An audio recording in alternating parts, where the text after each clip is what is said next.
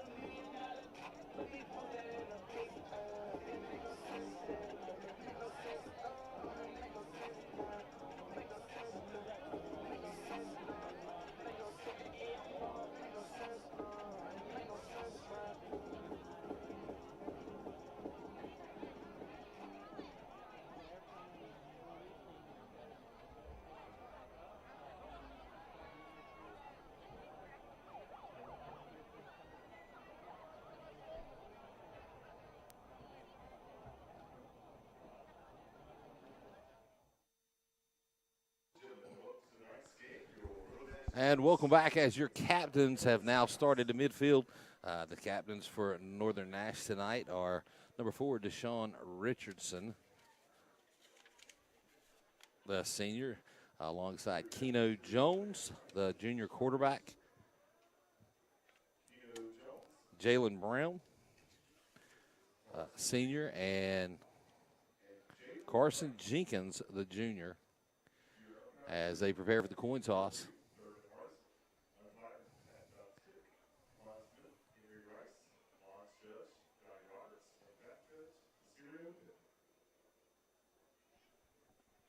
And it looks like Northern Nash has won the toss, and they will elect to defer to the second half. So Scotland County will get the ball to begin the game.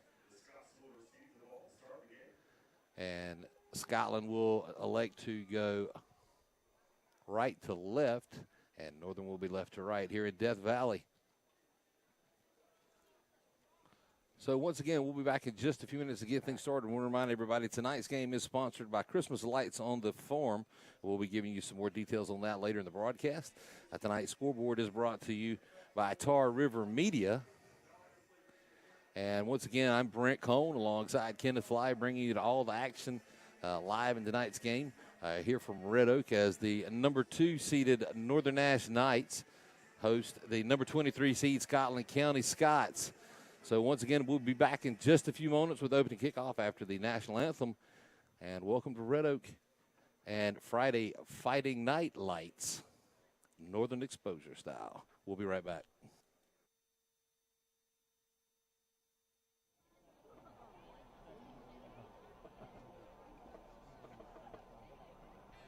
Ladies and gentlemen, if you can please rise for the national anthem, performed by your award-winning marching band, Northern Nash.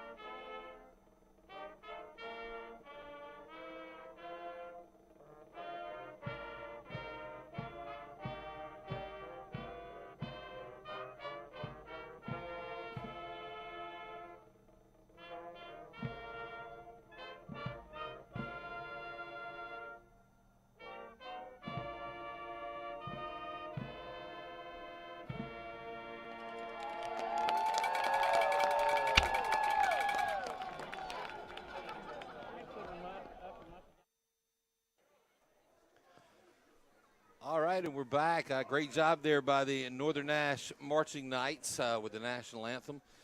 We're getting ready for the entry onto the field from both sides. Scotland County to our left and your Northern Nash Knights to the right. Northern Nash comes in tonight's game with a record of 11-1, 6-0 in the Big East Conference champions for the Big East. And Scotland County comes in 7-4 overall and 2-3 in their respective conference, which is the Eastern Conference number 24. That is a 3A, 4A conference. So they were up against some 4A competition. Northern Nash, once again, undefeated on the season. And the one loss earlier in the year D.H. Conley. To D.H. Conley in the preseason.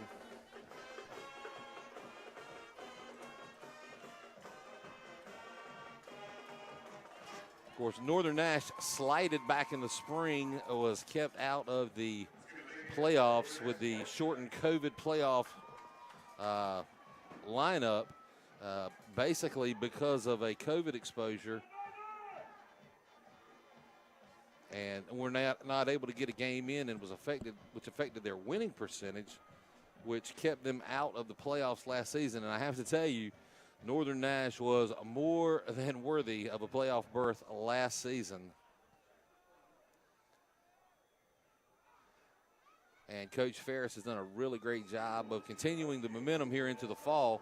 And once again, now carrying his Knights all the way to the third round of the state playoffs. Of course, a little different look in the playoffs this year. No single and double A divisions with 16 teams in each. Now 32 teams overall.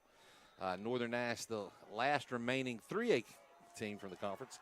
As Bryken Jenkins gets the kickoff underway, it'll be a high kick fielded at about the 25 and brought out to about the 35. So a 10-yard return by Caden Graves for the Scots, and that's where they'll take over on their first possession of the night, 1st and 10 from their own 35-yard line. So as I was saying, Kenneth, before the kickoff, a little different look in the playoffs this year. 32 teams, which has extended it now to 6 total rounds, including the state championship, which is against the previous 5. So actually an extra game of football here in the postseason. And a quick pitch over to the right side. Nice yardage made out across the 45. Looks like he's going to be marked down at about the 47-yard line. That was R.J. Nicholson on the carry. Of course, R.J. Nicholson comes into the game tonight with just shy of 1,300 yards on the season and averaging about 115 yards per game. Of course, Carter Revel stands in at quarterback, running from the shotgun.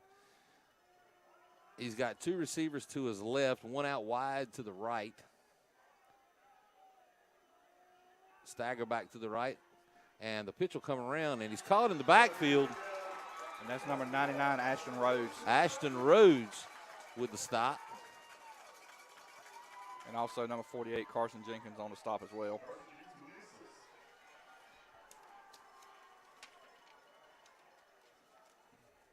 So Ashton Rhodes able to blast through that offensive line and actually throw him for a loss. It's now 2nd down and about 16. I think that's 2nd and 15 for the Scots. And it looks like they're going to be involved in a little clock management, trying to eat some ticks off the play clock. Ashton Rhodes makes the quarterback pay as he sends Revel to the ground. But a nice run around the right end to gain some of that yardage back past just beyond the original line of scrimmage. It's going to bring up 3rd and about 6 now for the Scots. And this is where Northern Nash's defense got to be strong right here, trying to get Scotland off field, get the ball back for the offense.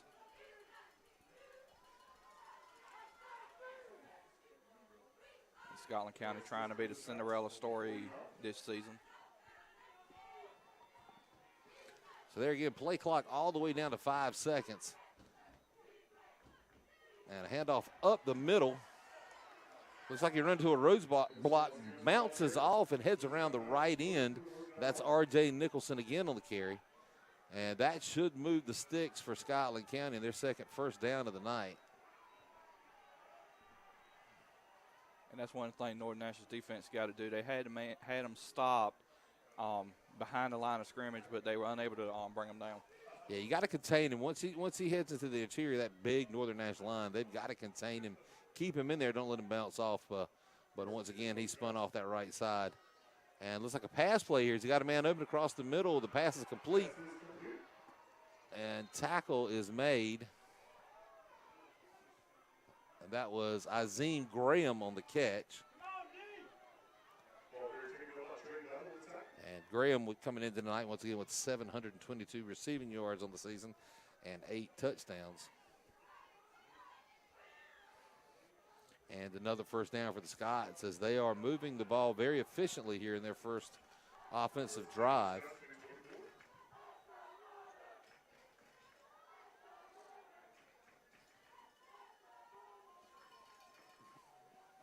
Again from the shotgun. And that's going to be handed off again to RJ. And they will keep him contained at the line of scrimmage. He'll pick up a couple. It's going to bring up second down and 8. Connor Baker was the first one that came to the tackle.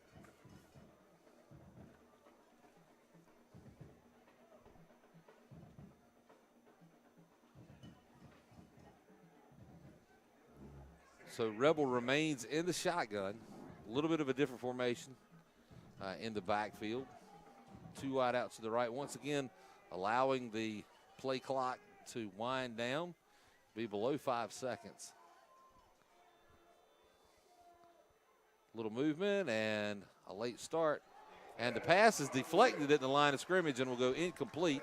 And that's going to bring up third down for the Scots from the Northern Nash 22-yard line.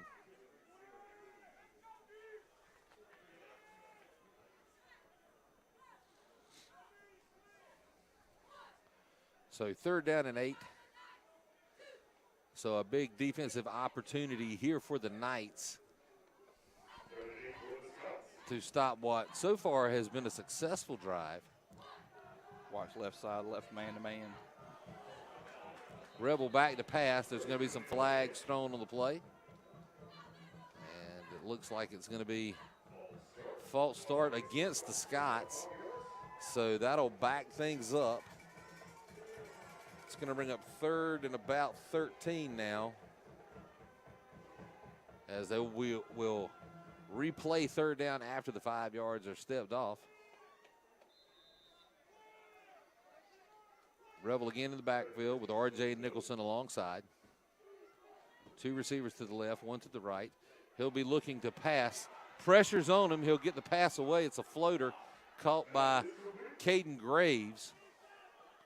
Will take it down inside the 20, down to about the 17-yard line. Will not be enough for a first down.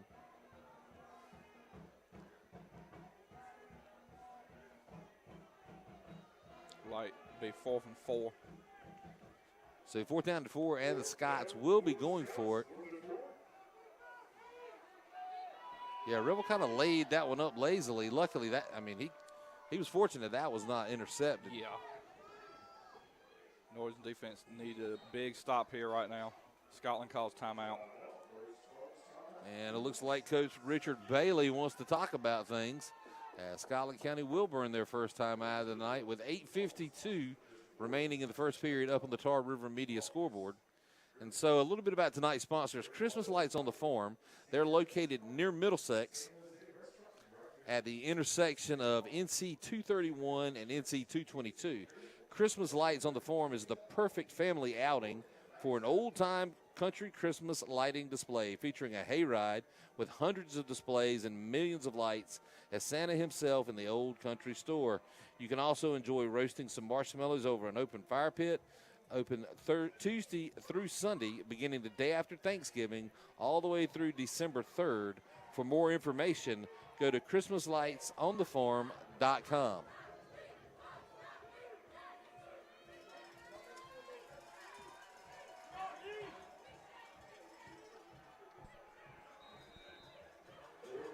So back to the action here. 4th down and 4. And Rebel will pitch it behind. It's going to hit the ground. The ball's still loose. Rebel will have to cover it up. And Scotland County will turn it over on downs to the Knights as a huge defensive stand by the Northern Nash Knights puts a stop to an early drive, and that gives Keno Jones and company 1st down and 10 from their own 22-yard line. Make that the 23-yard line. And Brent, one thing you just said there when you were reading the ad, it's actually through December 23rd. I think you said December 3rd.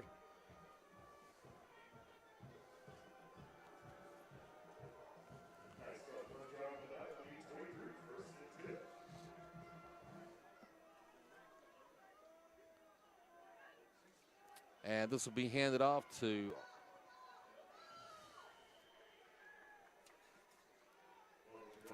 Keno Jones to R.J. Loring. That's R.J. Loring.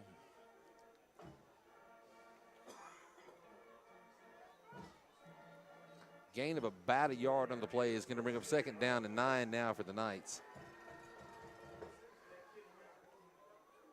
Jones from the shotgun. Single man will go in motion. Leave 2 to the left. And he'll look to pass, overthrown and through the fingertips of Yassine Davis McKinney. And that's going to bring up 3rd down and 9 for the Knights.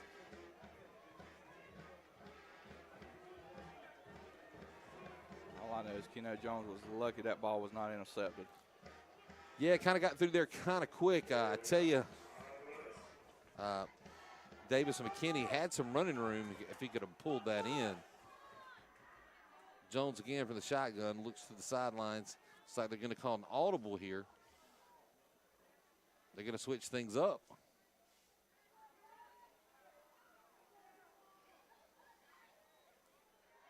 And again, Jones looks to pass.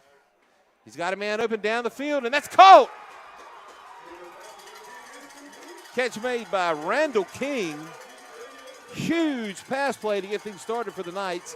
All the way down into Scott territory, inside the 40, down to the Scotland County 39-yard line. And, you know, earlier in the pregame, we were talking about some of his receivers. Randall King's another one. Jones again, and Jones will keep this one himself. He'll look back up the middle. It's going to be a nice gain on the play, probably about 7 yards. We'll see where he gets spotted as he was knocked backwards. Forward progress.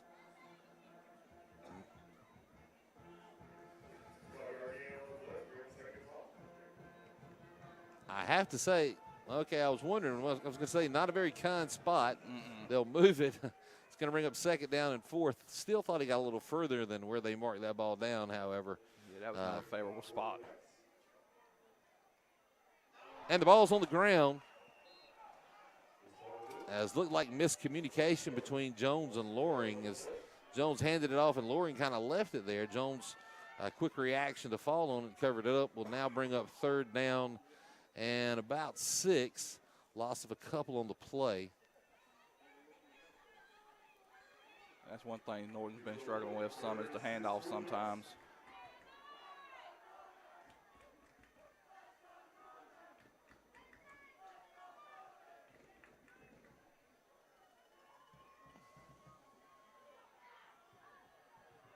And back to pass again is Jones. He's got a man open on the sidelines and unable to hold on to the football is Davis McKinney. And that's going to bring up 4th down now for the Knights. I mean, a well-thrown football. Yeah. He had every opportunity in the world to bring it in. Just couldn't seem to hold on.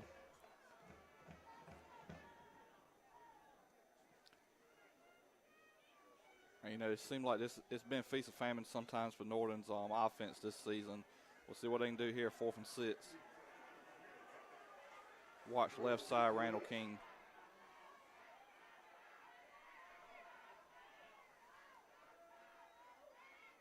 And Jones will look back to pass again, has down the field. And it's caught. Touchdown, Knights. What a catch by Yassine Davis McKinney. as Northern Nash goes on the board first with 6:20 remaining in the first period up on the Tar River Media Sports scoreboard.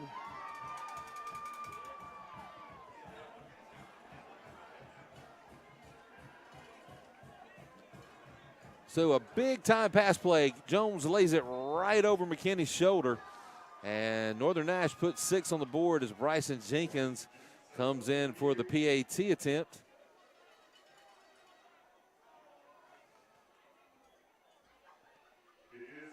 And he'll split the uprights.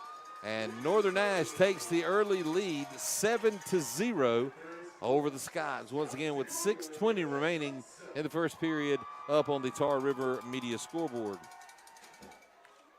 Once again, we'll remind everybody tonight's game is sponsored by Christmas Lights on the Farm.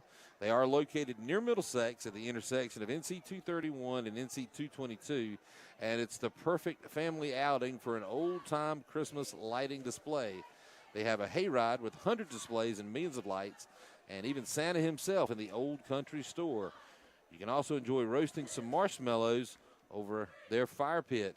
They're open Tuesday through Sunday, beginning the day after Thanksgiving through December 23rd.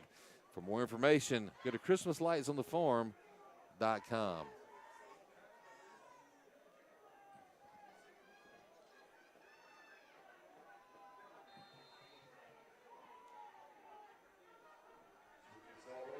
And Jenkins with a kickoff will send it deep inside the 10-yard line. Return is coming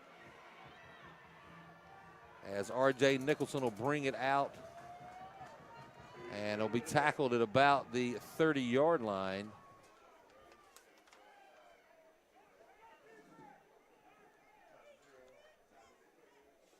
And once again, Carter Rebel will step onto the field. That's the sophomore quarterback for Scotland County. And it'll be 1st and 10 for the Scots from their own 31-yard line.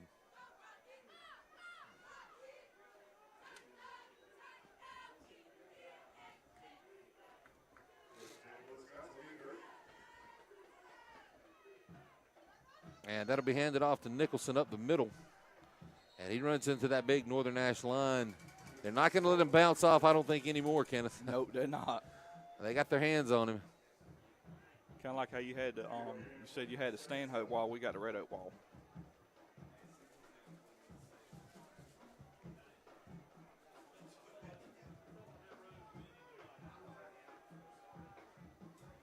Of course, another thing that Northern Nash is very good at is going after that football, stripping it, is the pitch to Nicholson to send him around the right side, and out of bounds. Looks like it's going to be shied the first down. Should bring up 3rd and about 3. We'll call it a long 2 now for the Scots. But Northern Nash does an excellent job of getting hands on that football and stripping it away. Yeah, they do.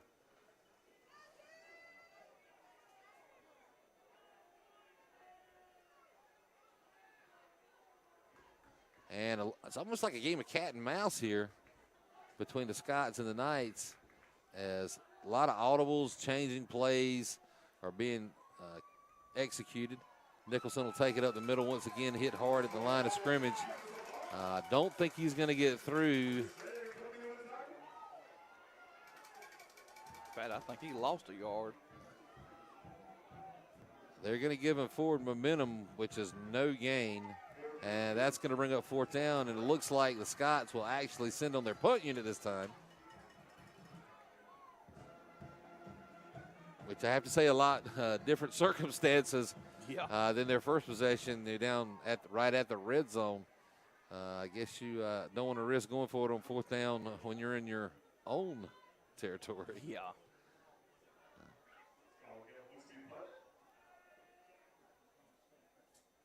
And the punt's away, a decent punt.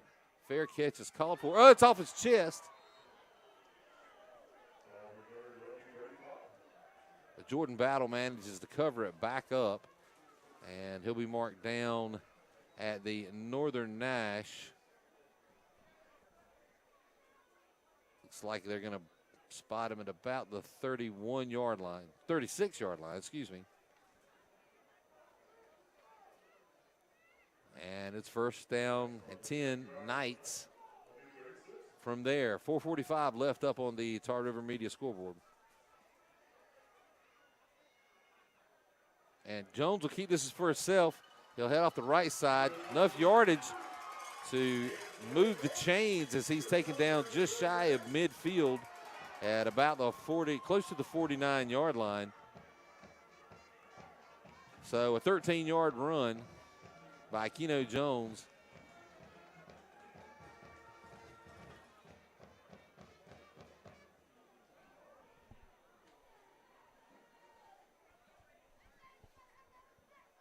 Motion again for the Knights.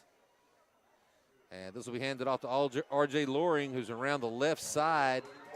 A nice run down the field, a pickup of what looks to be about 8, possibly 9 yards on the carry. And one thing about it, you start giving Loring the ball, he's like a monster. Just keep feeding him, and he's going to pounce on you before it's all said and done.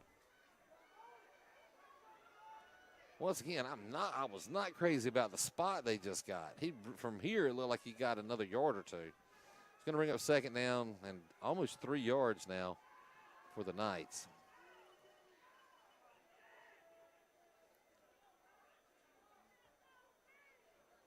And Jones will keep it himself again. He'll look around that right end. He's got room to run.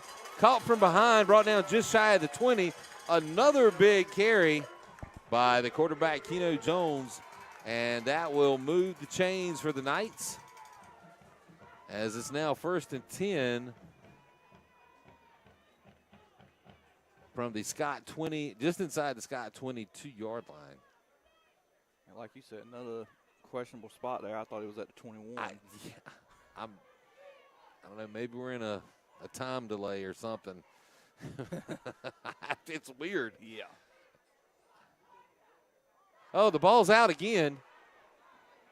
Loring able to snatch it back up and recover his own fumble. And in comes number 6, Dino Battle, and Loring's stepping out of the game. Dion Battle, excuse me. So that's going to bring up second down and about 13 now for the Knights. That's 2 fumbles that Northern has been lucky enough to recover. I'm sure Coach Ferris would rather it be none, obviously.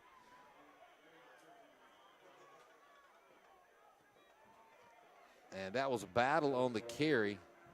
He'll get it back across the 25.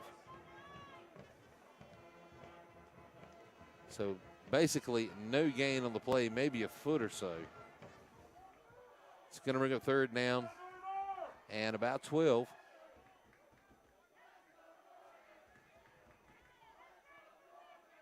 Another play change.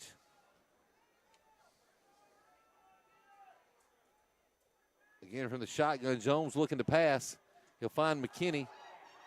Hits him right in the chest. No flags on the play. Field goal. So that's going to bring up fourth down now for the Knights. And Coach Ferris will call for the field goal team as Bryson Jenkins steps onto the field for his first field goal attempt of the night. It's going to be about a 42-yard field goal. And he was hitting these in warm-ups. He was. He looked like he was a little wide to the left in warm-ups. We'll see where this goes. And it's going to be low. And no good. And Northern will turn the ball over on downs. Looked like maybe the hole didn't have enough angle on it, and he was not able to get his foot under it. It had enough distance. Just kind of almost like a worm burner kick. Yeah.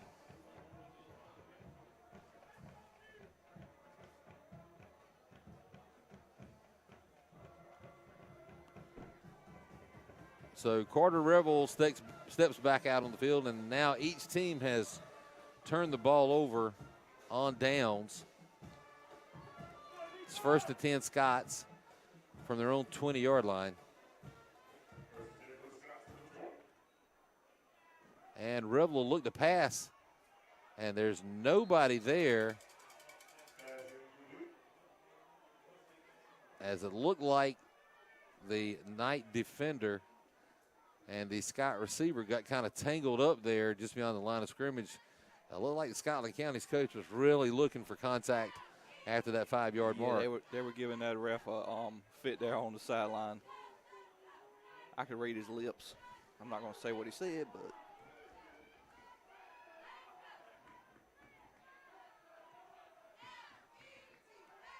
So Scotland again will let it wind down. Looks like Carter will, on the option, pitch it over to Nicholson, who's got a lot of room to run.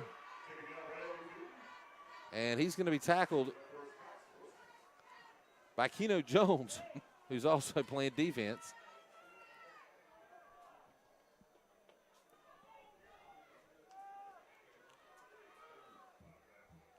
So another big run by Nicholson will take it right out to midfield. And it's 1st and 10 for the Scots.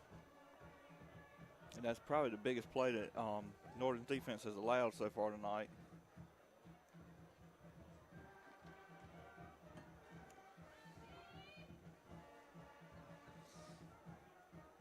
Rebel again back to pass. And that'll go incomplete as it's overthrown. It looked like his receiver kind of gave up. Mm-hmm. And almost gave up the interception as Javian Fenner was actually closer to the pass than the intended Scott receiver.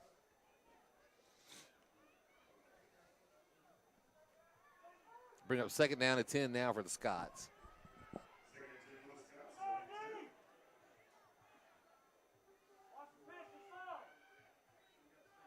Rebel on the pitch. The ball's out. It's loose. And Nicholson again will have to fall on it. That's the 2nd missed pitch of the night for the Scots. And if Jordan Battle could have picked that up, it'd have been 13-0 Northern. Yeah, and if you noticed, he jumped on that ball on the 41-yard line, and they spotted it at the 42. Can't make that up. We caught that on camera.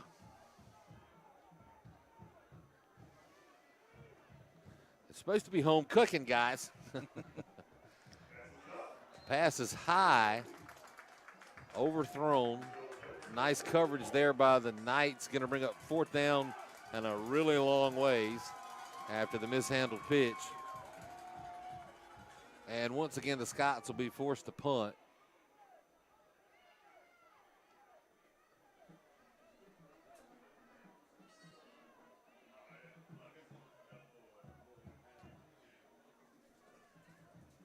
Jordan Battle back deep for the Knights.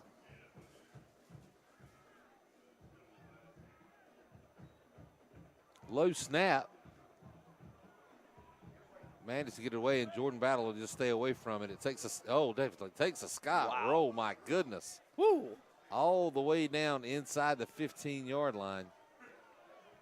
And we'll call it 1st and 10 for the Knights from their own 14-yard line with 22 seconds remaining in the first quarter up on the Tar River Media scoreboard.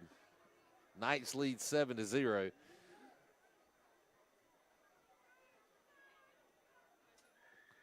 So we'll see how many plays Northern can get off before they have to switch ends. Neither team has looked to be in a hurry to save any clock, as it looks like almost like they're milking clock. Of course, with as many players playing both ways as these teams are doing now in the playoffs, I guess that allows some extra rest. And as they reduce the number of plays, Keno Jones on the carry will pick up, looks like about 11, maybe 12 yards on the carry. It'll be another Northern Nash 1st down. And still 15 ticks left on the clock here in the first quarter.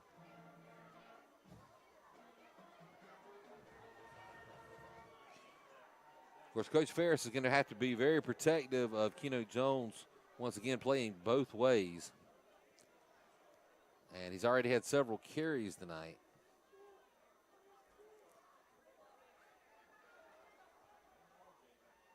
Loring again in the backfield. He'll get the handoff this time.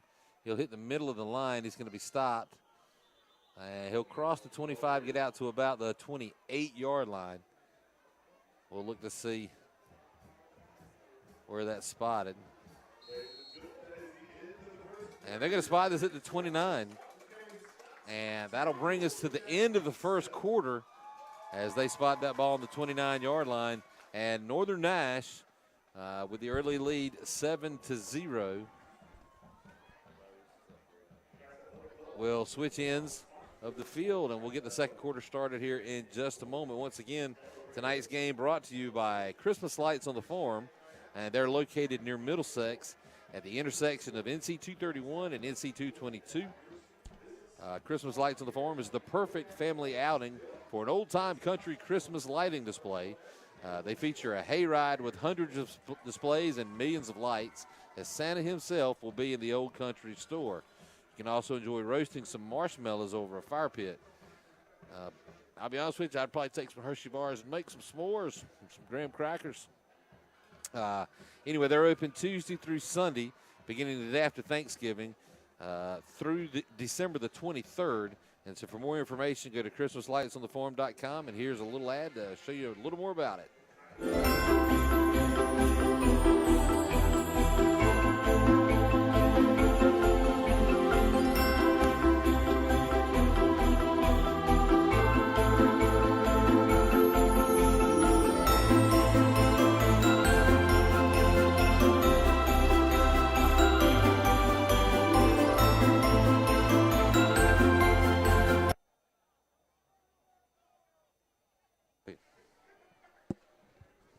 All right, so we're back live here at the beginning of the second quarter. Jones, again, will carry it. He'll cut back up the middle after heading to the left, get it out across the 35 down to about the 37-yard line. We'll look for the magic spot. And you know, Brent, we'll call it the 37.5-yard line. That would actually look a little accurate. Yeah, and, you know, it's still early here in the second quarter, but looking ahead to next week, whoever wins this game will face the winner of the Greenville-Rose game, and Rose is currently leading 3-0. Jones back to pass. He's got a man down the field. No flags on the play.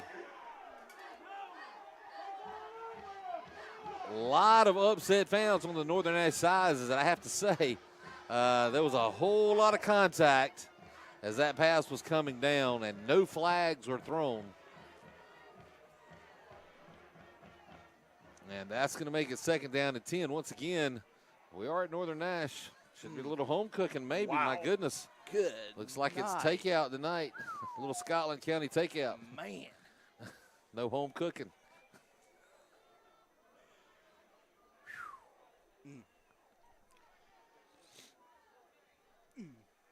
Jones again, he'll keep it himself off the right. Oh, he's hit hard at the line of scrimmage. Might have picked up a yard or maybe a little more. We'll look for the magic spot here in just a second. I don't think they're going to give him anything right now. They might have given him a foot. We'll still call it third down and 10.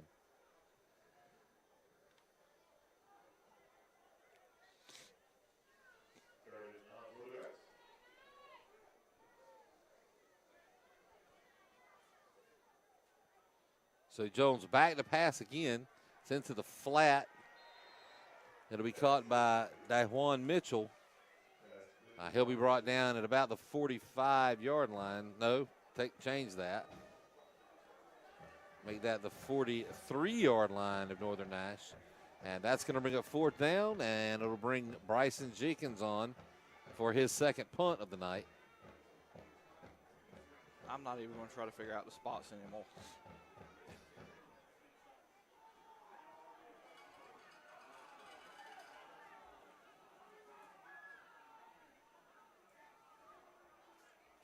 A high snap to Jenkins. He'll get the kick away. It's towards the sidelines. And it'll actually go out of bounds at the 30. Looks like wants to be the 32-yard line for Scotland County.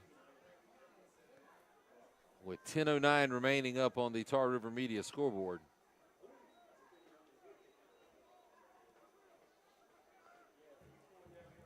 And it'll be 1st and 10 Scots from their own 32.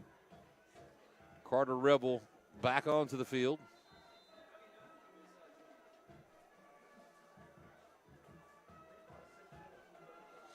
He'll send 3 receivers out to the right, 1 to the left. R.J. Nicholson alongside. He's looking to pass. And it's going to be caught. And the ball comes out loose, still loose.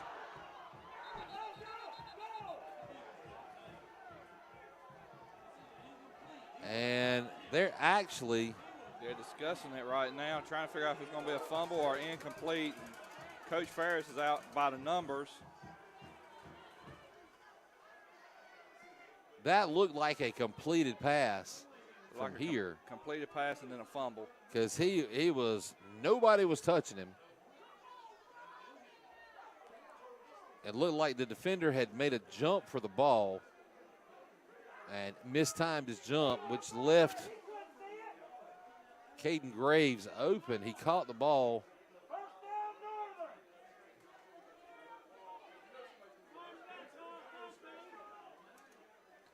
Now, the sad part is because they didn't blow a whistle, that ball was still live.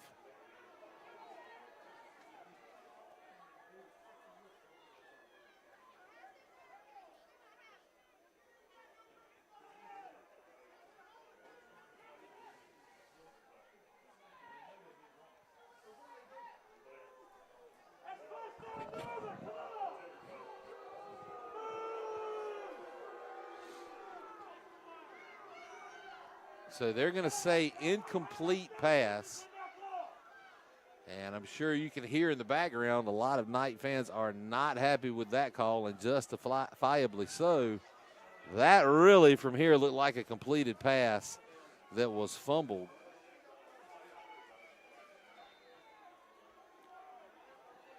Unfortunately, there's no instant replay in high school.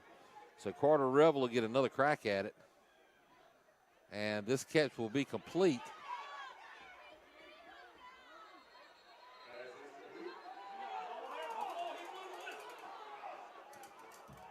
And they're going to mark him down just shy of the 40.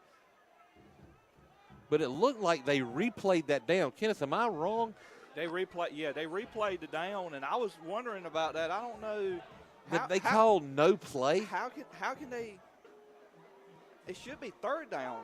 Because, I mean, if you're saying it's a play, it's an incomplete pass. If you say that's an incomplete pass, then it should have been 2nd down.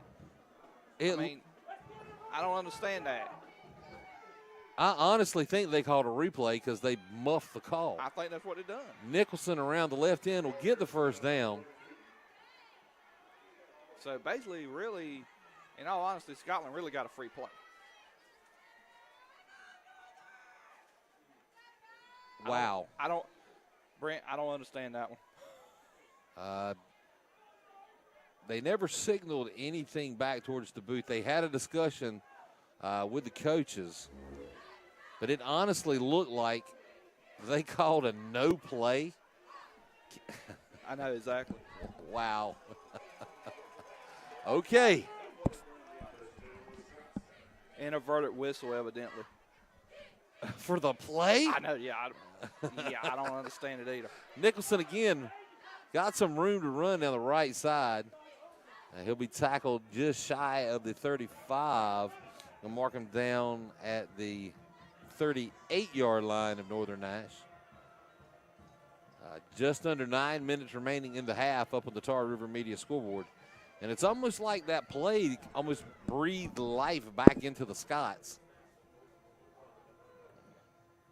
Breathe life back into the Scots.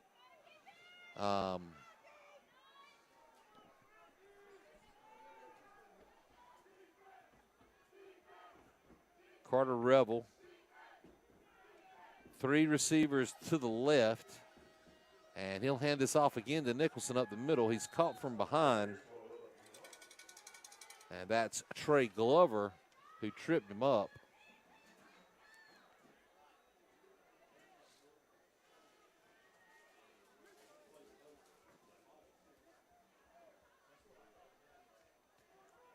gain of about 4 on the play is going to bring up second down and 6 for the Scots.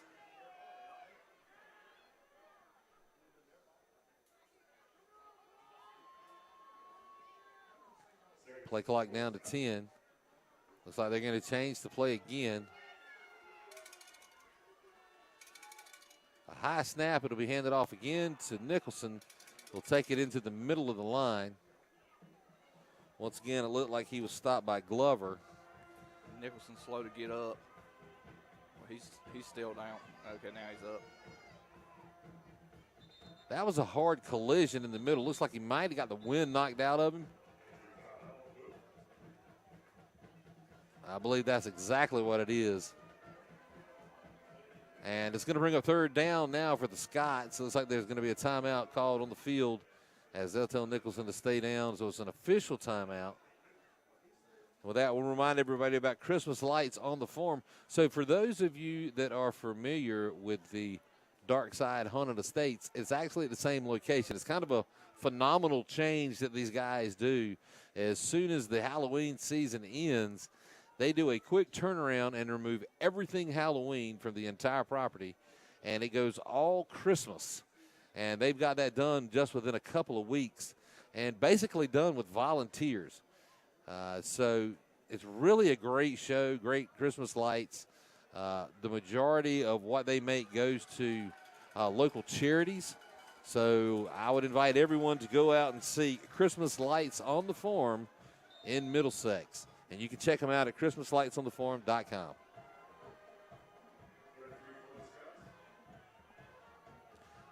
Pitch this time to the substitute running back, Patrick Primus.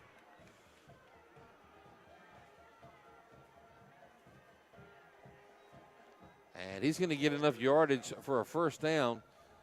7:25 remaining up on the Tar River Media scoreboard. It'll be first and 10 for the Scots from what looks to be about their the Northern Nash 23-yard line.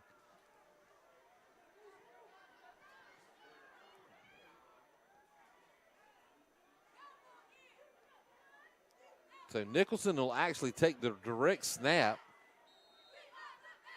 And what looked to be a wildcat. Yeah, it was a wildcat.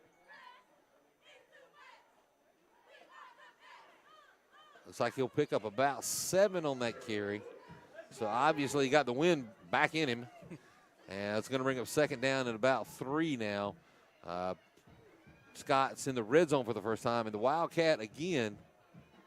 And Nicholson will take this up the middle and finally brought down by the last man that could.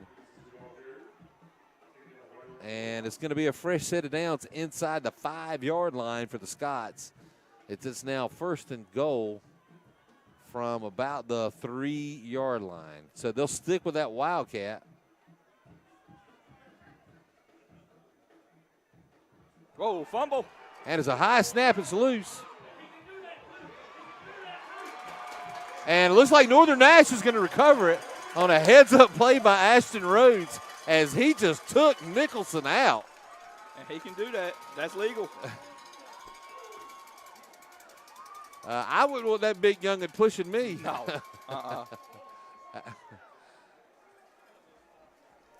And just about it's hard to believe he's also only a junior. I know, and it's just about the time I was getting ready to say the momentum was all on Scotland County side.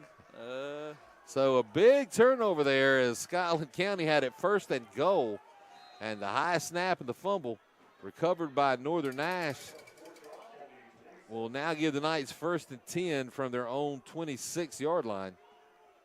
Jones will go under center this time. Be handed off to Loring. He'll be hit hard at the line of scrimmage. And it's actually a loss of a yard on the play. It's going to be second down 11.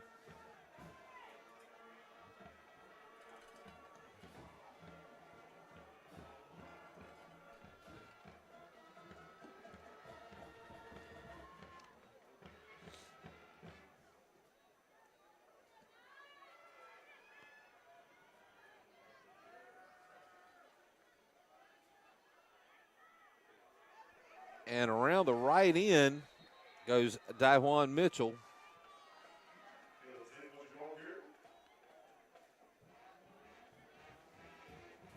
It looks like he'll pick up about 4 on the play. It's going to bring up 3rd down and 6. Well, actually, a gain of 5 on the play. It's going to bring up 3rd down and about 6 now for the Knights. Clock continues to run, 5:20 remaining up on the Tar River Media scoreboard until halftime.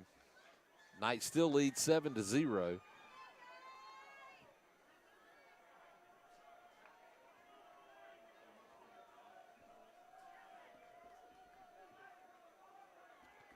And this will be handed off up the middle. And it looks like that was Loring on the carry. Well, it was. And that was actually his brother. Yeah, I was getting ready to say it's his brother, number 24, Azra Loring. And he'll have enough to get the 1st down. That'll move the chains for the Knights. And it'll be 1st and 10 from the Knight 37-yard line.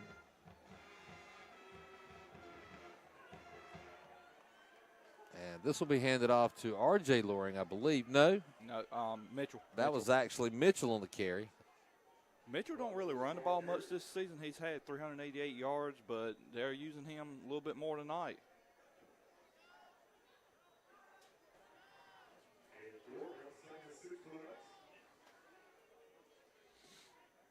And just a point of interest for all you Northern Nash fans, I just got a text that someone watching at home did the actual replay of the catch, and it was a caught ball. He had started to run and a fumble, so a very blown call there. And the ball comes out again, still loose. It's going to be picked, scoop and run now by Scotland. And Scotland County will get the ball right back and take it inside the red zone. It'll be 1st and 10 from the Northern Nash 15-yard line. Keno Jones with a saving touchdown tackle right there.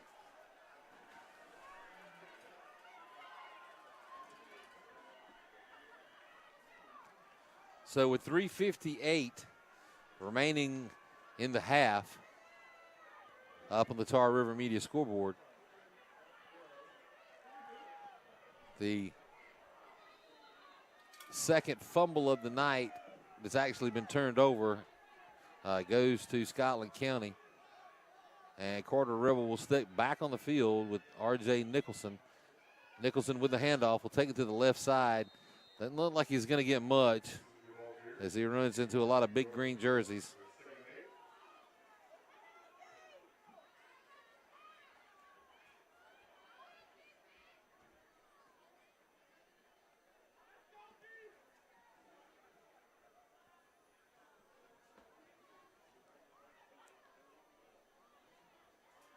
Second down and 8. Nicholson again with the carry up the middle. He's still on his feet. And he's going to make it down inside the 5-yard line. Should be enough for a 1st down, and it is. 1st and goal once again for the Fighting Scots. And looks like it's going to be 1st and goal from about the 2-yard line. No Wildcat look this time.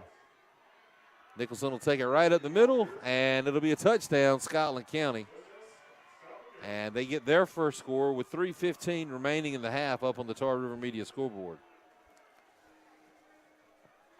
Points off turnovers. So what looked to be a huge mistake by Scotland County on their fumble. Northern Nash returned the favor and gave it right back to them. And basically turned into a eat some time off the clock.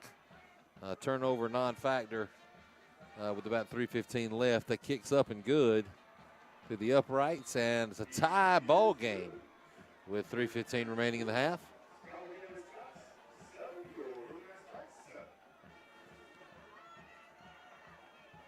As Scotland County gets set to kick off. So, one more time, we had one of our viewers go back and review that catch.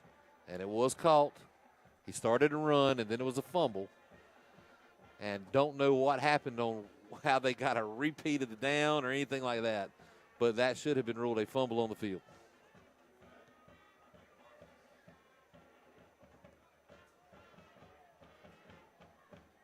So there again, we'll remind everyone about tonight's sponsor, brought to you by Christmas Lights on the Farm, located near Middlesex at the intersection of NC 231 and NC 222.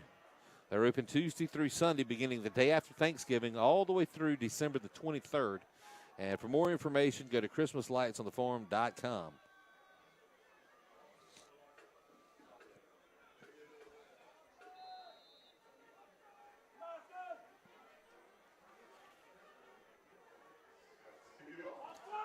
Christian Cole for the kickoff. It'll be a high kick.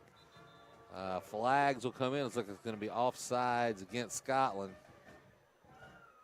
And while they're resetting, I also want to mention some information on Tar River Media, who is sponsoring tonight's scoreboard. For all your video production and live streaming needs, you can call Tar River Media. Of course, Tar River Sports is a division of Tar River Media. And you can contact Tar River Media at 252-478-3320, offering all types of services. There are wedding. They can do wedding videos, or they'll live stream if you have a church event, town meetings. I know Spring Hope, the town commissioners meeting, is live streamed the first Monday of every month. So a lot of options. We'll talk about more about that in just a few minutes. That kick will roll out of bounds, and the flags will come in there, and Northern Nash will take over 1st and 10. Now, after the penalty for offsides, normally that's on the 35-yard line.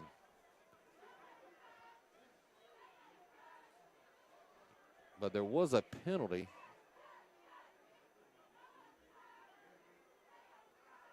Okay, I think what the discussion here is, Norton touched the ball before it went out of bounds, so they're trying to figure out. Are they Gotcha. Yep, are they going to try to do the? Because if they'd have let it roll, Yeah, it'd have been. It should have been 1st and 10 on the 40 because of a 5-yard offsides penalty on the first kick.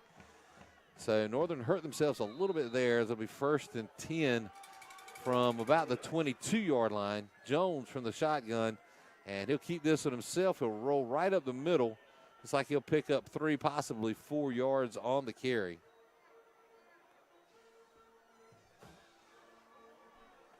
And that looks about right. It's going to bring up 2nd down and 6 now for the Knights.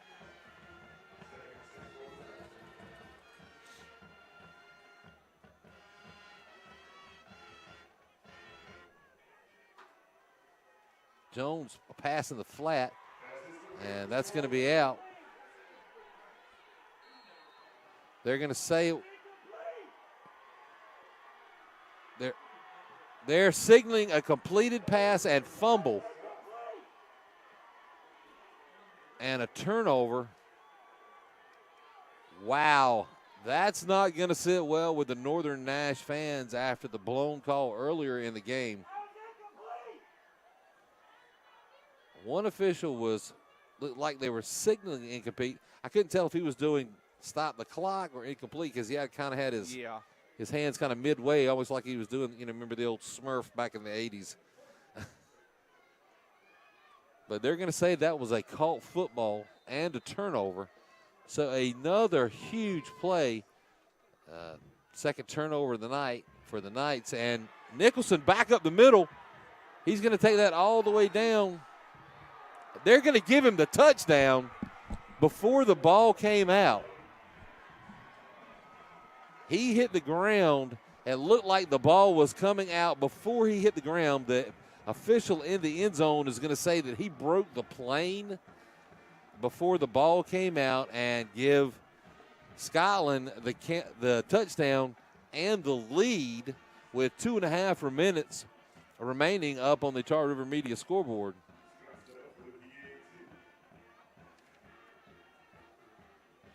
So Cole on for the point after. And he'll split the uprights. And within about 2 minutes of time, Scotland County has gone from trailing 7-0 to leading 14-7 in some questionable calls on the field. It's hard to see from our perspective if the ball was actually caught in that pass on the flat. But it's going to be really hard to justify that quick turn when they called it incomplete or whatever they called it over here and kept the same down. That was a tough one. Yeah, and this one has flashbacks to 2010 third-round state playoffs, Northern versus Hunt.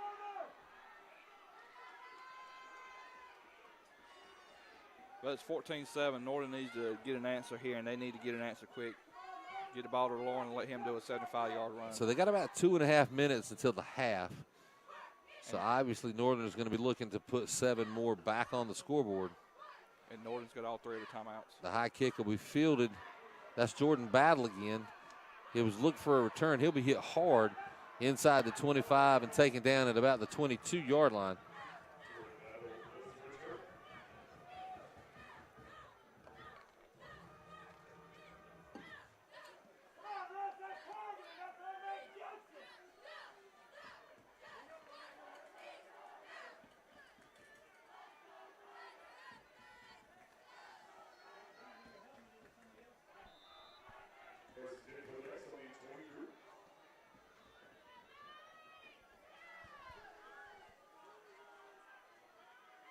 Jones from the shotgun. And Loring will take the ball. He's hit hard in the line of scrimmage. He'll pick up a few.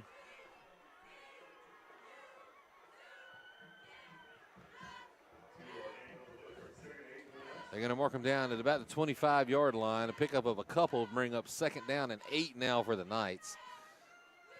Clock running just past the 2-minute mark remaining in the half.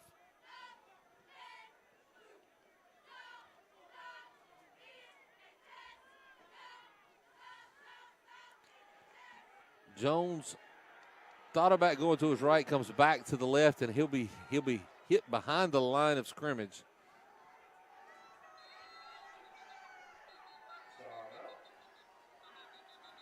There'll be a loss of a yard on that carry. He's going to bring up 3rd down and 9 now for the Knights. And Coach Ferris is going to call timeout. His first of the half, with 1:40 remaining up on the Tar River Media scoreboard. So once again, a little more information on Tar River Media. Any of your live streaming or videography needs, please contact Tar River Media at 252-478-3320. And something we can kind of let out of the bag now, coming out in February of 2022 to theaters and on live stream, there'll be a new movie called Family Squares, which was filmed a lot in Spring Hope and done so by Tar River Media. And so that'll be interesting. Once that movie comes out, there'll be more details released by the studios shortcoming. That movie has been in the making now for about a year and a half.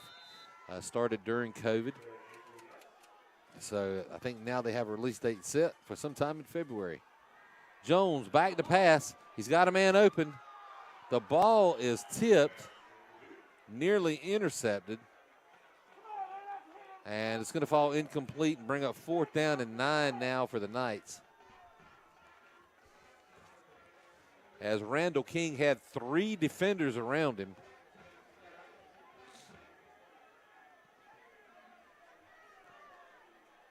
And that'll send Bryson Jenkins on with the rest of the punt team with just over a minute and a half remaining here in the first half up on the Tar River Media scoreboard. And keep in mind, Northern will get the ball back to start the 3rd quarter. And that punt's going to be blocked, and it's going to be a scoop and run. They're going to say he is down. So another huge play by Scotland County on the blocked punt.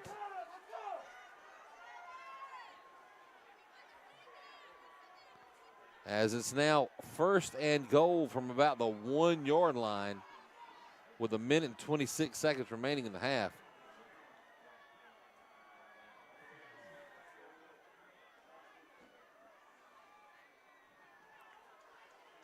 So the Scotland County defense has really been coming up big here.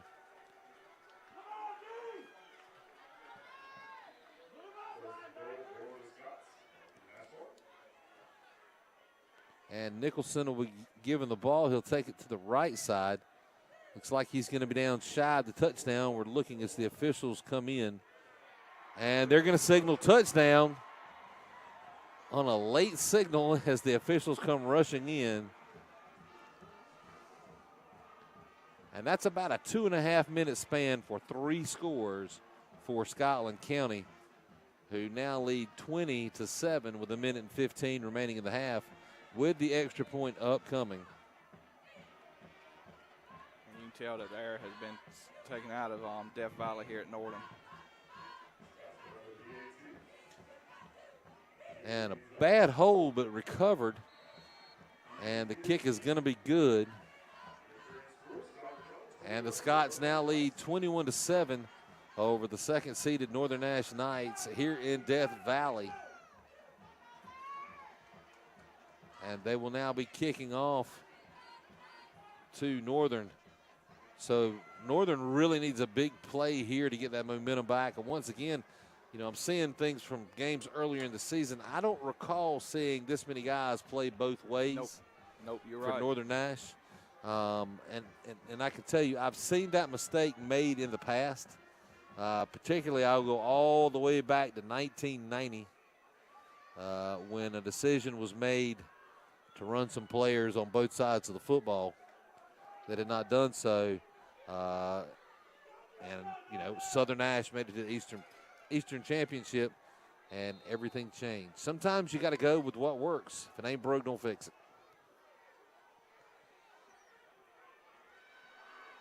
And a return is coming here. Some room to run, but can't make it to stay inside the sidelines. So Randall King on the return. And Keno Jones will have just over a minute, 1:12 exactly to work with here in the first half to try to put a score on the board and pull the Knights back to within 7. And like you mentioned earlier, Kenneth, the Knights did win the coin toss and will get the ball first in the second half. Yeah, what they need to do, they need to come out here and give a good, try to at least get a field goal, but try to go for a touchdown. Give it to Keno to Randall King right here, man-to-man coverage. And they're going to hand this off to Loring. And he's going to make it out to about the 31, possibly the 32-yard line to pick up maybe a yard. It's going to bring up second down and 9.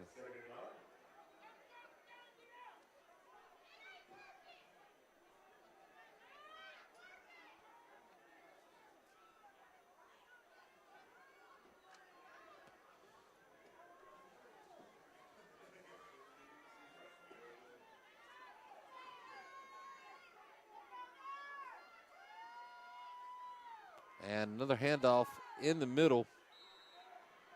Couldn't quite see who got that. It's going to be another short gain for the Knights. I believe that was Azari Loring. Yep. Azari Loring. It's going to bring up now third down and about 5. Call it a long 5 for the Knights.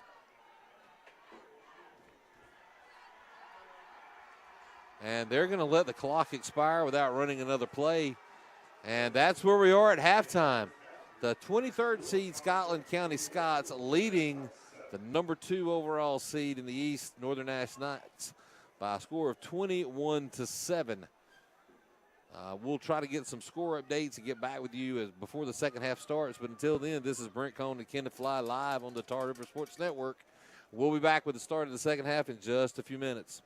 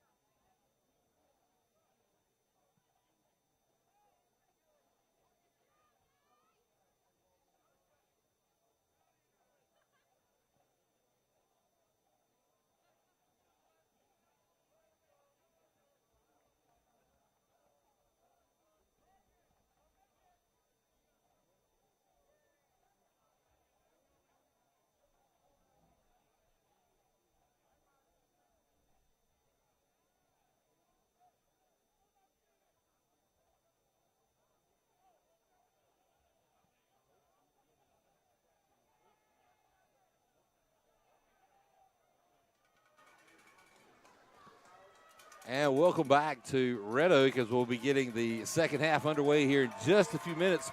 We've got a few score updates for you coming in the game that has implications on the winner of next week's opponent, which is J.H. Rose versus 71st. J.H. Rose with a lead at the halftime, 13-7 in Fayetteville. And also Nash Central for a local score in the fourth quarter trails Princeton by a score of 56-12. Running clock. It's running clock now, so it looks like Nash Central's season will come to an end on a great run into the third round of the State 2A playoffs. And also in the State 3A on the other side, Jacksonville leads Lee County in the third quarter 9-7. We'll see if we can get an Eastern Alamance score for you here in just a few moments.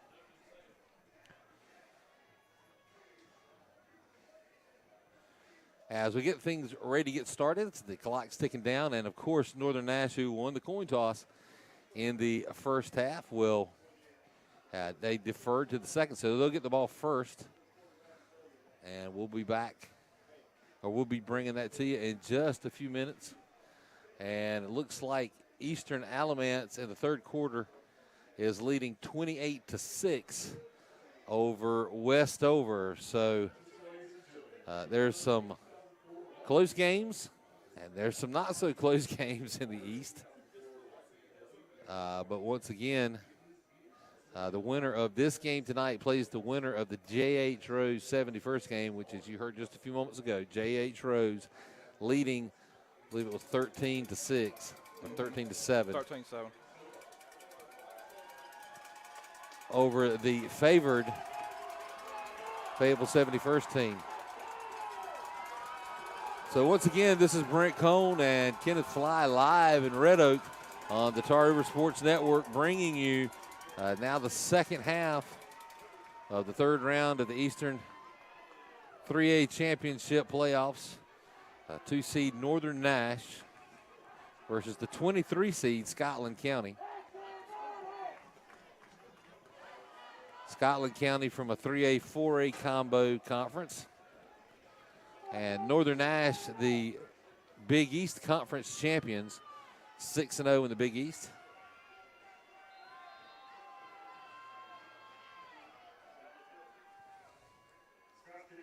And Christian Cole on to kick things off. A high kick will be fielded by Jordan Battle, and he'll step out of bounds at about the 30-yard line.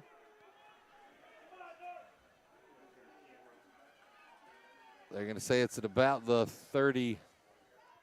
So they're going to spot it at about the 32. And that's where Keno Jones and company will take over 1st and 10 to start the second half.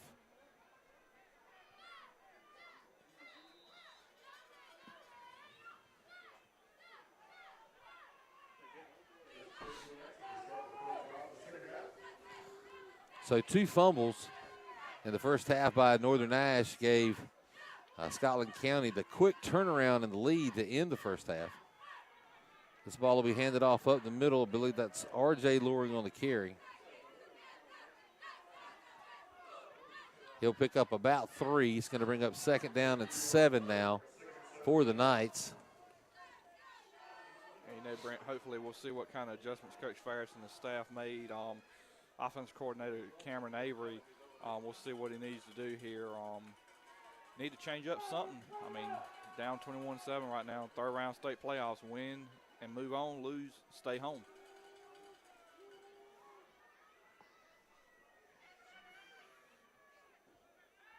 And Jones will look to pass. He's down the field, got a man open. And that's going to be intercepted. And so the third turnover of the night for Northern Nash here to start the second half.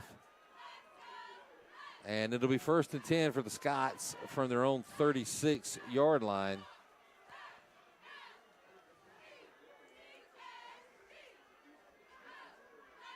So that pass kind of hung in the air and gave Gave the Scotland County defenders time to get up under it.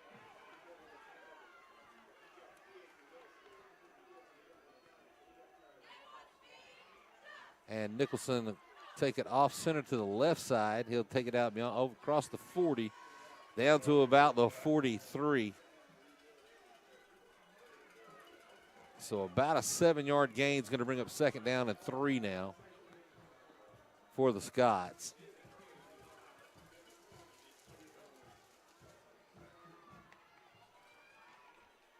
Nicholson will head to the sidelines. And Primus will check in. He'll get the handoff this time. He'll drop his head and try to head into the left side of the line, and he might have picked up a yard on the play. He's like going to mark the ball down at the 45-yard line. It's going to bring up 3rd down and 1 now for the Scots.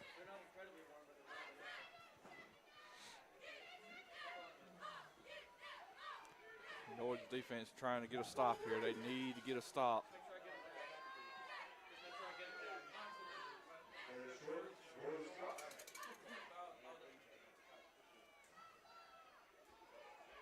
And Primus again, and he'll be hit hard at the line of scrimmage by one of tonight's captains, Carson Jenkins. And that's actually going to be a loss of about 3 on the play, or 2 on the play. It's going to bring up 4th down and 3. And the Scotland County punt unit will step onto the field. And Jordan Battle will slide back deep to receive the punt.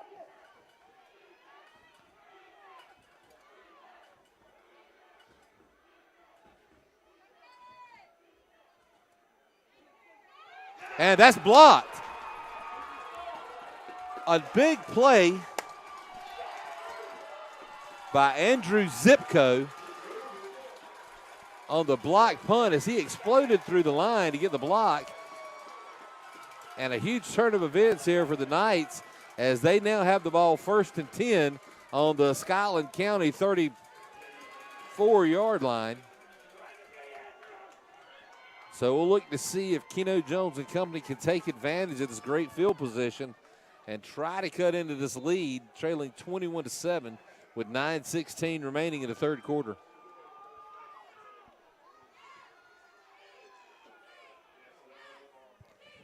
And Jones will look to keep this in himself. He'll head to the right side, right off the tackle, get down to about the 30.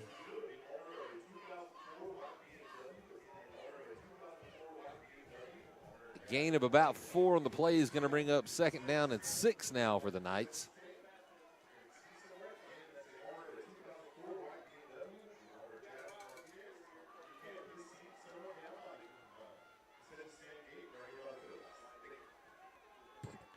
And Loring will trip as he goes to make a cut back to the right. Looks like he will pick up about a yard or so. It's going to bring up 3rd down and just under 5 yards. We'll call it a long 4 for the Knights. So a big play here as Northern really needs to convert on this 3rd down, down inside the Scotland County 30.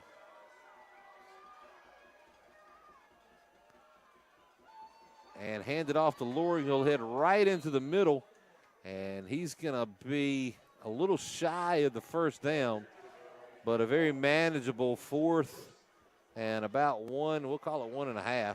Keep the offense on the field. Go for it here. They're hot right now. Keep it going.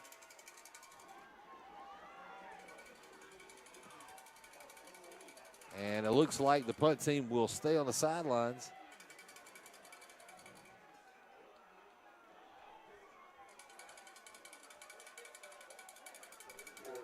And Coach Ferris opts to go for it here.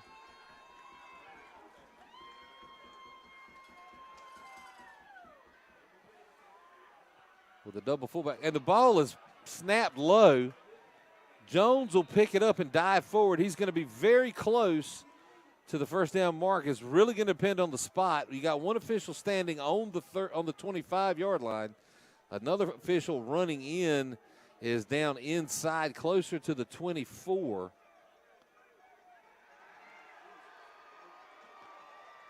And they're going to spot it just inside the 25, and they're going to say not enough. And Northern Nash will once again turn the ball over on downs.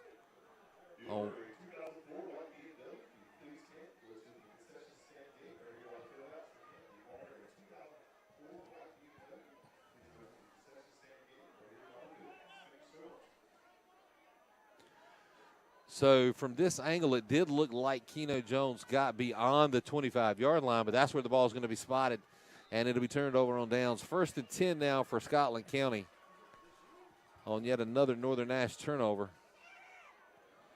And Nicholson will explode through the line down to the 35, marked down just beyond that. We'll call it the 35.5-yard line.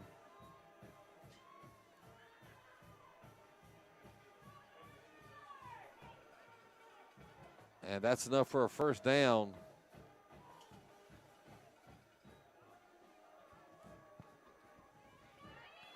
So Northern Nash unable to capitalize on the block punt and the great field position.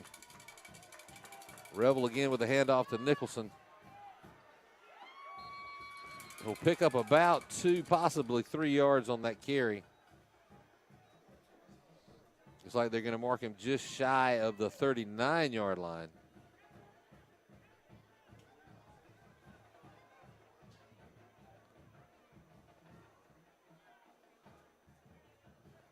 Call it the 38. It's going to bring up a second down and about 8 now.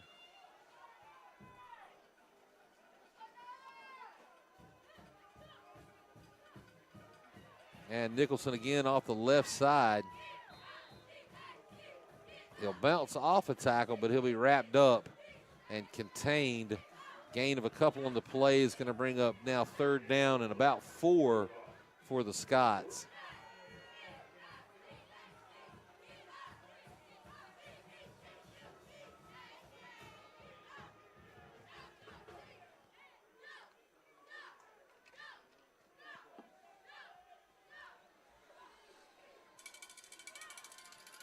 Rebel from the shotgun. The ball comes loose. It's going to be picked up. Touchdown. And a scoop and run by Andrew Zipko, who blocked the punt a while ago, and he'll take it into the end zone. And just like that, Northern Nash back in the game with a quick score on defense. 5:42 remaining in the 3rd period, and Bryson Jenkins will step out for the extra point attempt. I got a little excited on that one, Brent.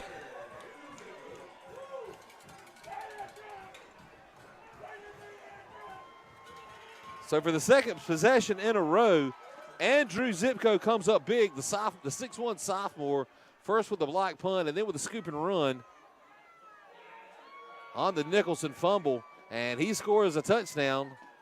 And so the defensive score cuts the score to 8.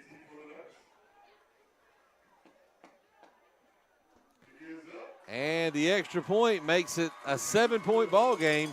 Once again with 5:42 remaining up on the Tar River Media scoreboard. And Northern Nash has battled back into the game as the fans have started to make a little noise. And it looks like new life has been pushed into the Knights down on the Knight sideline.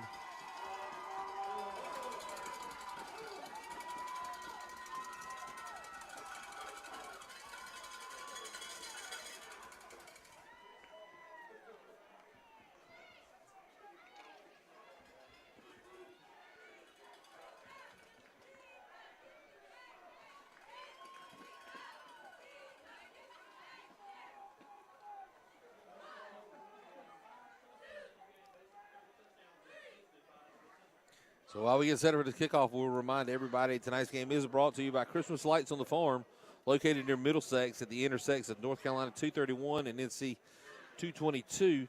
That is the perfect family outing for an old-time country Christmas lighting display featuring hay rides, hundreds of displays, millions of lights, even Santa Claus himself at the old country store. They're open the day after Thanksgiving through December the 23rd. For more information, go to ChristmasLightsOnTheFarm.com. A high kick down to about the 20-yard line by Bryson Jenkins to be fielded for a return by Caden Graves. He's going to break loose. No flags on the play. Some of the fans wanted a block in the back. The ball will be returned out to about the 39-yard line. And Scotland County will be right back where they were when they fumbled and Northern scored on the scoop and run defensive touchdown. 1st and 10 now for the Scots.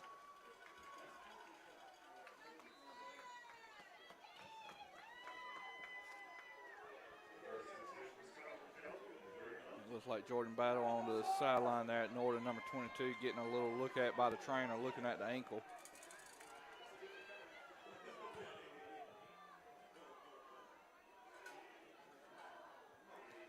Play clock down to 5. And this is going to be Primus on the carry. He'll be hit in the backfield. He tries to slip some tackles. He'll be taken down inbounds. The clock will continue to run. No gain on the play. And it looks like possibly a loss of a foot or so, but it's going to bring up, we'll call it still 2nd down and 10 for the Scots.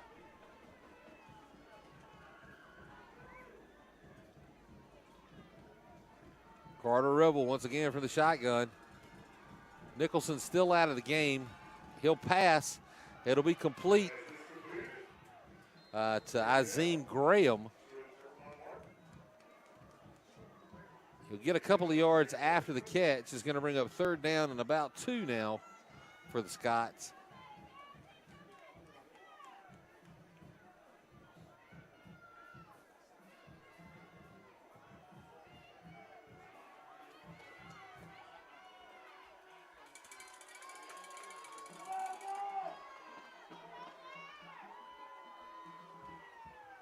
And a pitch out to Primus. He'll have enough for a 1st down, or he'll be knocked out of bounds in Northern Nash territory at about the 45-yard line.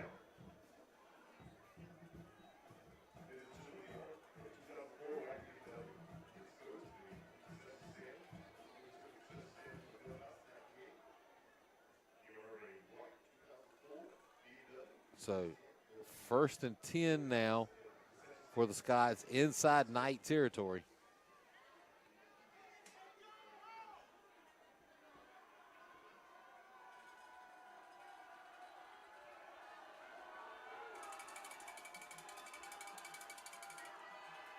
Rebel with a quick pitch to Caden Graves. He'll slip out of bounds on a carry around the left end. It's going to bring up 2nd down and call it a long 3.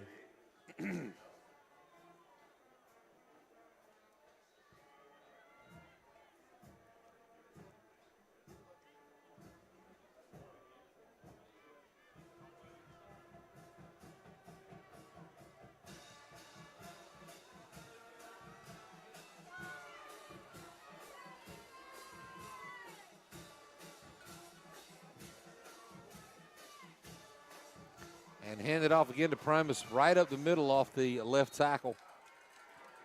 He's going to be down close to 1st yard marker, 1st down yard marker. And he will have enough. That'll move the chains again for the Scots as it's now 1st and 10, Scotland County from the Northern Nash 34-yard line. 4:14 remaining up on the Tar River Media scoreboard in the 3rd period.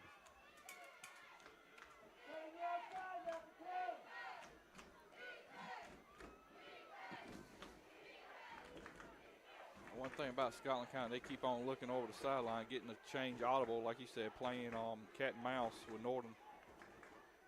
And hand it off again to Primus. He'll look to the right, nowhere to go. The ball comes out, still loose. Looks like Northern Nash may have this football. We'll wait for the signal.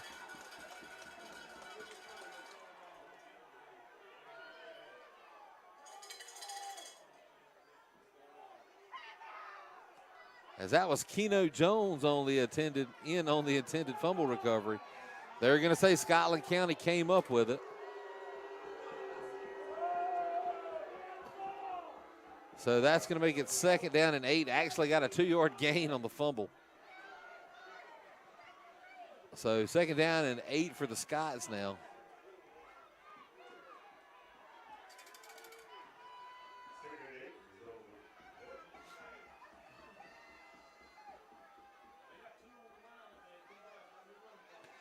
And a pitch to Izine Graham.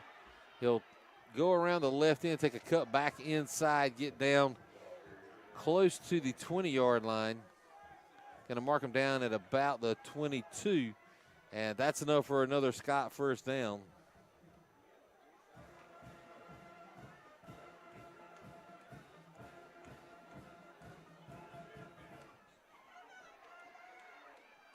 Grant score update, third quarter. Rose leading 71st, 20-14.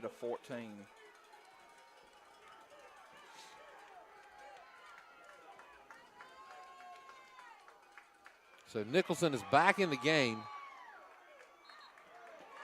And he'll get the carry to the left side. Gain of about 2 on the play is going to bring up second down and 8. Another score update, Jacksonville's leading Lee County 15-14.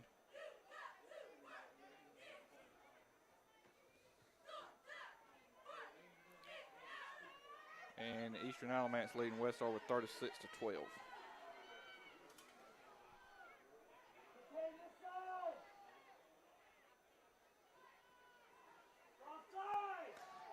Rebel back to pass. Can't get rid of it. They're going to say he was down, and they will give the sack to Connor Baker.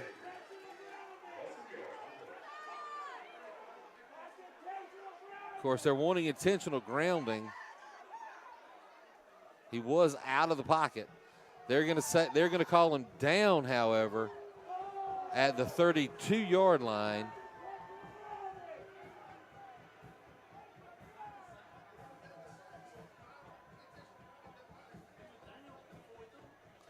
So that's going to be a loss of about 12 on the play. And once again, that sack will be credited to Connor Baker. It'll be third down. I'm not so sure that the sack was not the more beneficial call for the Knights. As I believe intentional grounding is a 5-yard penalty and loss of down. It is. So this definitely benefited the Knights more.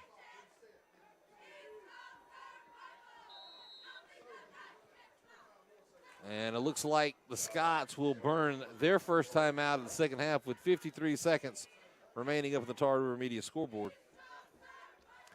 And leading the Knights 21-14. Third and long coming up for the Scots. And once again, we'll remind everybody tonight's game is sponsored by Christmas Lights on the Farm, located near Middlesex at the intersection of NC 231 and NC 222. Christmas Lights on the Farm is the perfect family outing for an old-time country Christmas lighting display. Featuring a hayride with hundreds of displays and millions of lights, as Santa himself will make an appearance in the old country store. You can also enjoy roasting some marshmallows over the fire pit. And they're open Tuesday through Sunday, beginning the day after Thanksgiving through December 23rd. And for more information, go to ChristmasLightsOnTheFarm.com.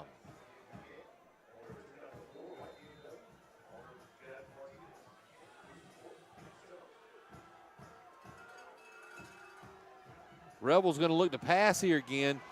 Does have anyone open. A flag's going to be thrown, holding in the backfield. And that's going to be intercepted.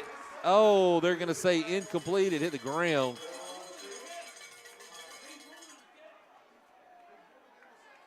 Did they give him the interception? I think they did.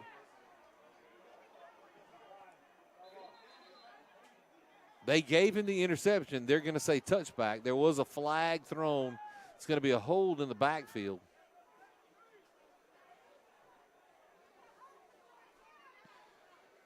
So it's either going to be fourth in a really long ways here. Actually, no, they would repeat the down. It would be third. Yep. And about 30 versus first and 10 for the Knights from their own 20-yard line. And that's going to be the call.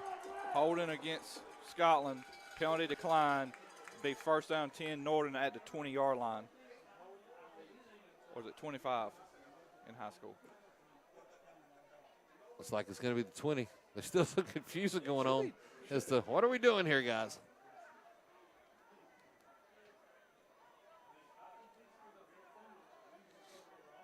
So kind of that was almost like a quiet turnover. I mean, you don't really know what's going on there. But they did give him the interception in the end zone. I didn't pick up the number of who actually got the interception. Did you catch that, Kenneth? I did not. I believe it was Randall King.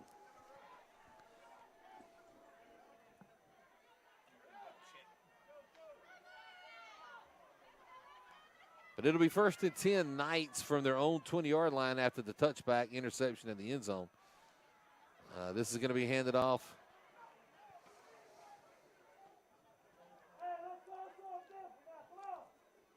to R.J. Loring. A gain, very short gain on the play. We'll go ahead and call it 2nd down and 9. So after conferring with a couple people up here in the press box, Keno Jones was the one that actually come down with the interception, so he's trying to help himself out on defense. That was Keno with the interception. That was Keno with the interception. Wow.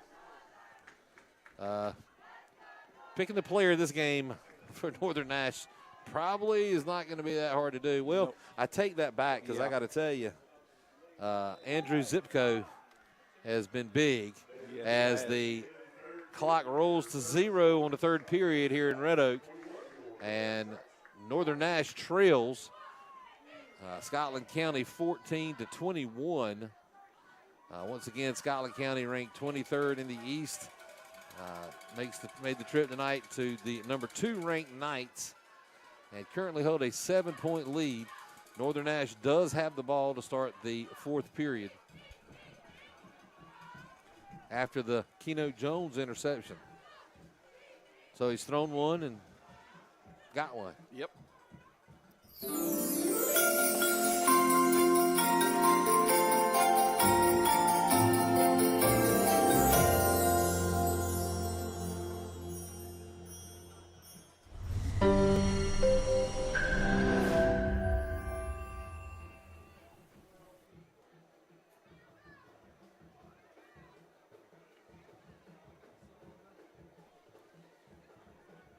Scotland County trying to be the Cinderella story here in the 3A.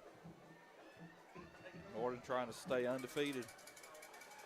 Scotland County definitely the lowest remaining seed in the playoffs. Jones will keep this one himself. He'll make a cut back inside as he heads around the right end. He'll get down to about the 30. He'll cross the 30. That's going to be enough to move the chains and a Northern Nash 1st down with only a few seconds ticked off the clock. Give him a great spot there, that's for sure. Compared to some earlier ones.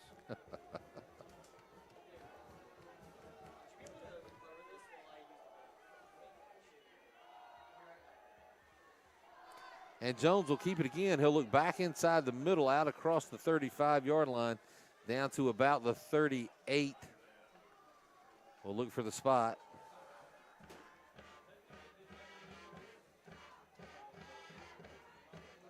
And that's where it'll be, 2nd down and 3. And one thing Northern's got to do here is just make sure you don't do nothing crazy. Don't turn the ball over. Just run the clock and try to get a score right here. And Jones will keep it again up the middle. Flag will come in late, trailing the play. And that's going to be a hold against Northern Nash. It looks like Jones may have gotten enough for the 1st down. However, that's going to be taken right away as they'll mark 10 yards off from the spot of the foul and replay 2nd down.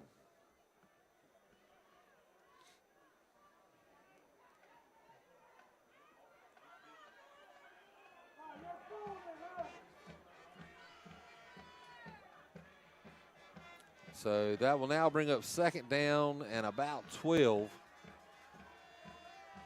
And an actual long 12 for the Knights. I think it's probably going to be 13. 2nd down to 13 now for the Knights.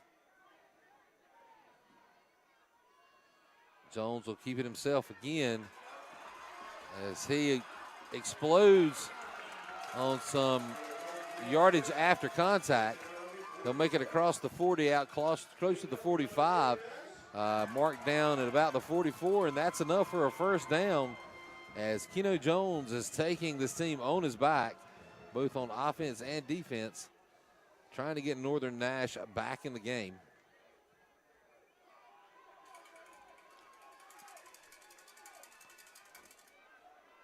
I mean, this kid has got to be extremely physical fit. He's been playing both ways all night. And the handoff to Azira Loring. That'll pick up about 3. Call it second down and 7 now for the Knights. But Jones can't keep running the ball in every play and playing both offense and defense. Cramps. Yep, there is a Scotland County player down in an official timeout with exactly 10 minutes to go in the game up on the Tar River Media scoreboard. Once again, Tar River Media, give them a call for all your video production and live streaming needs. You can reach them at 252-478-3320 or via Facebook.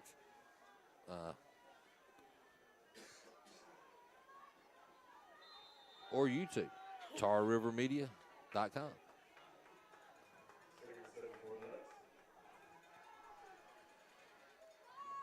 Jones looks to pass again.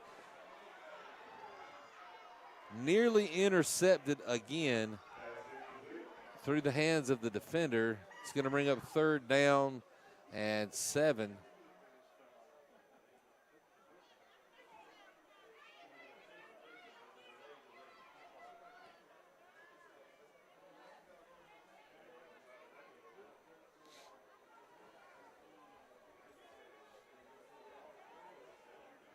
So the long passes have pretty much been eliminated from Prosperity as Scotland County has made adjustments in their defensive secondary.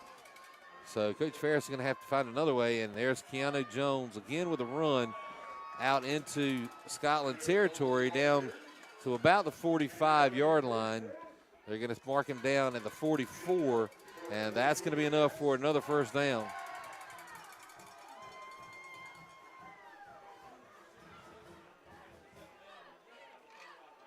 One thing about it, they can rely on Keno a lot, but they got to get some other players. Brandon King's got to step up, and Yasan Davis McKinney's got to step up too.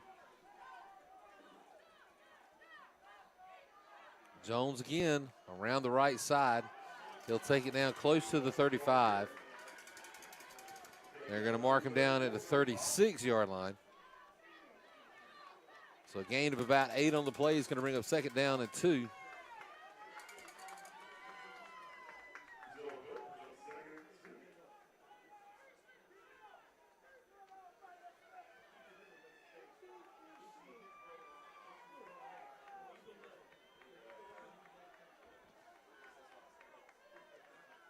And Keno again with the carry around the left side. Oh, he'll break free and cut back into the middle.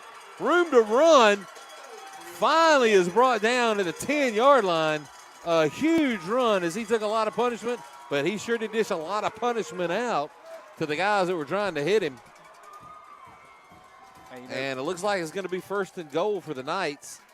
And you know, Brent, I know you've seen Northern play a couple times this season. One thing about it, Keno Jones, he's a very physical player. And we got a timeout, Scotland.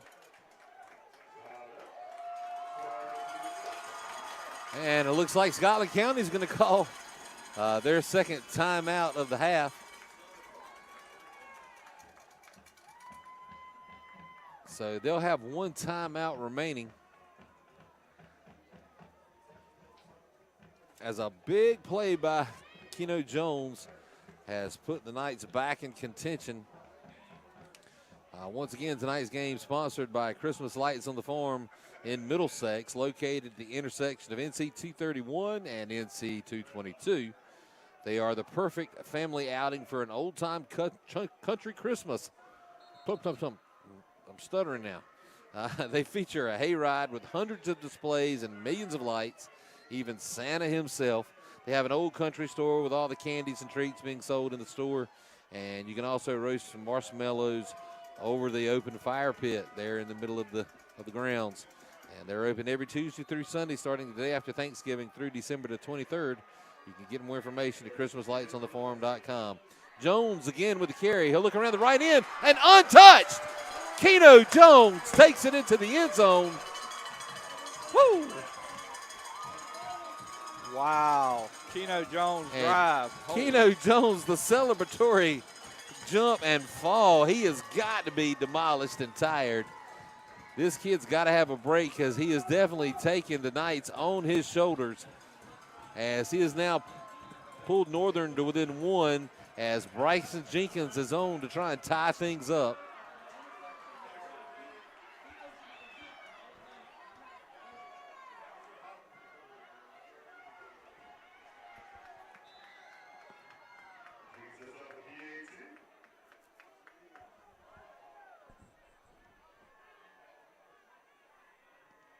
And that's going to be blocked. And no good. Obviously, the PAT cannot be advanced for a score in high school. And with 8:38 remaining in the game, Northern Nash now trails 21-20. So that missed extra point could come back to haunt the Knights as they trail by one. And get set to kick off to Scotland County. So it looked like a high snap and was brought down.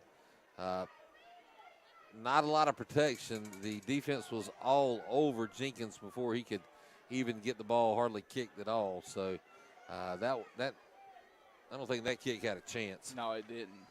And see Coach Avery talking with number 33 there. He had a little extracurricular on the play right there.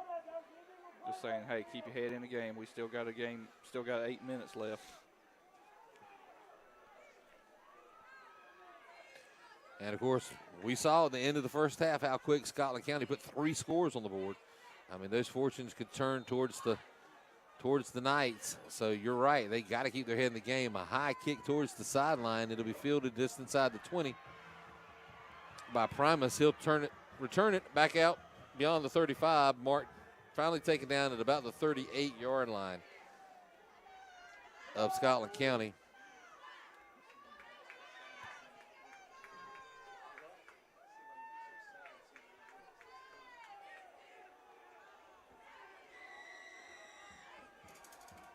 And you know, Brent, one thing they probably don't want to do is put blood pressure monitors on some of these high school coaches. Because I don't know what Ferris's blood pressure has been through this game. I know how Coach Foster used to do it at Southern Nash.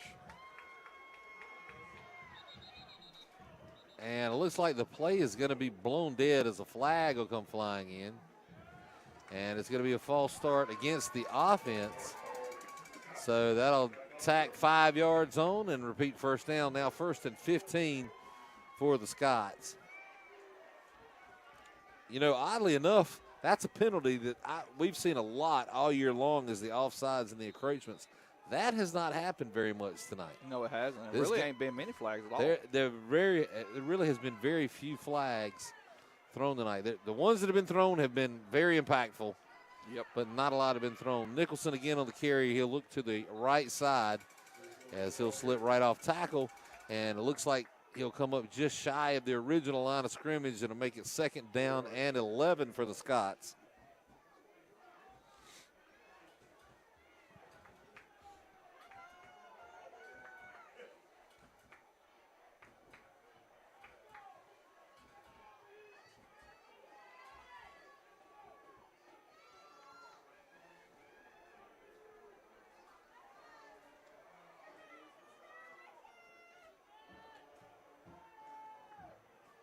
Rebel pitches it off again to Nicholson.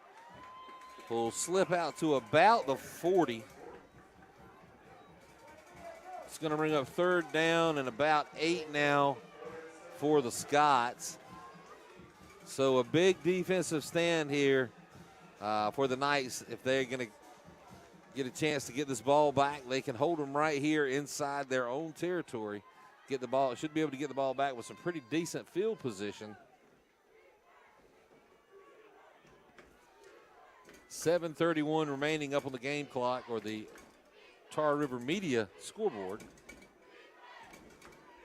Northern Nash trails by 1.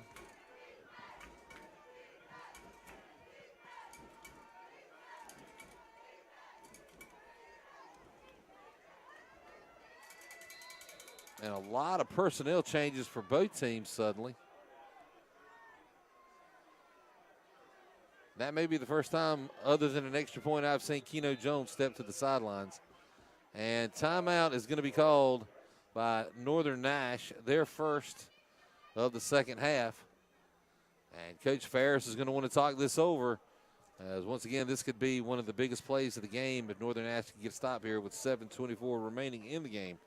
We want to once again thank tonight's sponsor, Christmas Lights on the Farm, located near Middlesex at the intersection of NC 231 and NC 222. They feature an old-fashioned country store, hundreds of lights, or millions of lights with hundreds of displays, a hayride, an old country store with all kinds of good candy and old-fashioned stuff, and they even have a big open fire pit that you can roast marshmallows. They're open Tuesday through Sunday, beginning the day after Thanksgiving, all the way through December the 23rd. And for more information, go to ChristmasLightsOnTheFarm.com. And we got a final score: Princeton 63, Nash Central 12. So Nash Central had a great run, but goes out once again in the third round of the state playoffs to the undefeated Princeton team. Quick pitch. Oh, my goodness. Northern Nash in the backfield. Huge play by Trey Glover to throw the Scots for a loss to bring up 4th down and 12. And that's going to force Scotland County to punt with 7:02 and counting remaining in the game. So once again, Northern should get pretty good field position on this kick, a high kick or high snap. Not a great kick, it's very high. It will take a Scotland County bounce and roll. It'll kick back to the 30, and that's where it's going to be marked down, and it'll be 1st and 10 for the Knights from their own 30-yard line.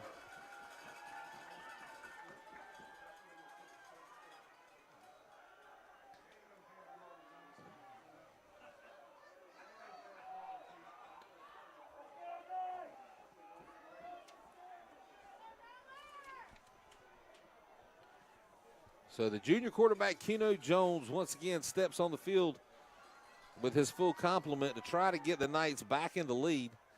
And once again, Jones on the carry. He'll look around the right end, finally be taken out of bounds at about the 36-yard line, a gain of about 6 on the play.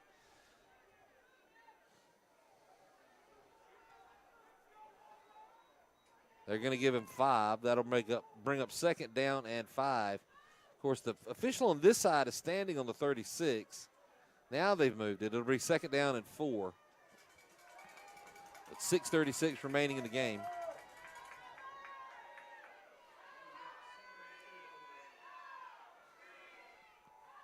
Jones will keep it again. He'll look up the middle. Not a lot of running room this time. He won't even make it back to the 40. A short gain on the play. He's going to bring up 3rd and what looks to be about a yard.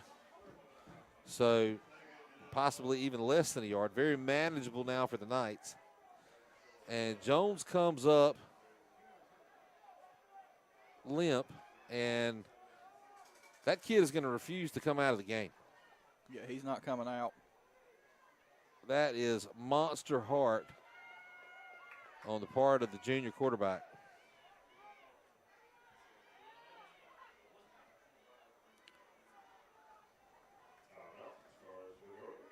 Looks like he's having some cramp issues, possibly. As I see Bryson Jenkins, the backup quarterback, is now moving down the sidelines towards the huddle. as Coach Ferris is forced to use his second timeout of the half. Each team will have one timeout remaining. 5:54 remaining up on the Tar River Media scoreboard. And what did you say, Brent? The Southern Nash coach always used to keep on the sideline? Bananas. And it was actually the trainer, longtime trainer, Arthur Perry from Southern Nash, always kept, you'd see him walking the sidelines with 2 or 3 bananas hanging out of his back pocket. And it was specifically for cramps.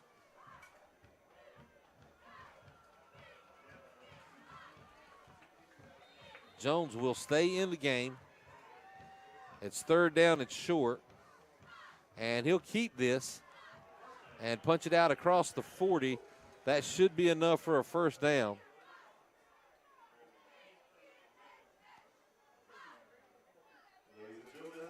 And that it is as they move the chains.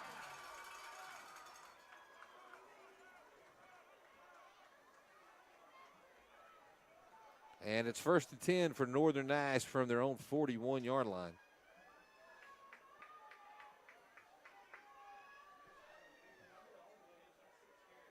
Lowering the lone back. And he'll take the handoff this time. He'll look around the left, cut back into the middle. He's across midfield and down to the 49-yard line. And that's going to be close to another 1st down. We'll wait for the signal here from the officials. And that it is on a 10-yard gain by R.J. Loring.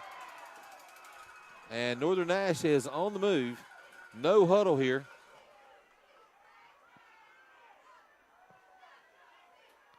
And Loring will take the handoff again. He'll go to the right side. He's down to about the 45-yard line. So a pickup of about 4 on the play. He's going to bring up 2nd down and 6 now for the Knights. And, Brent, I'm going to bring up a point right here. I just see number 28, R.J. Loring. He's on the sideline right now.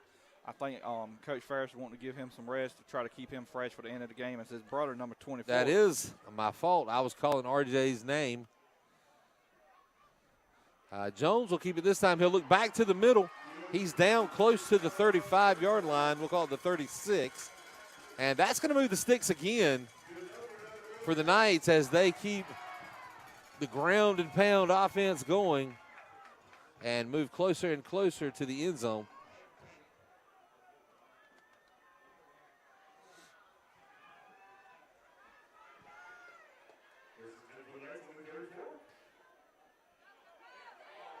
And Loring again, looks like a gain of about 8, possibly 9 on the play. They're going to give him 8, and it'll be 2nd down and 2. Azari Loring on the carry, not RJ. RJ still on the sideline. A flag is going to be thrown.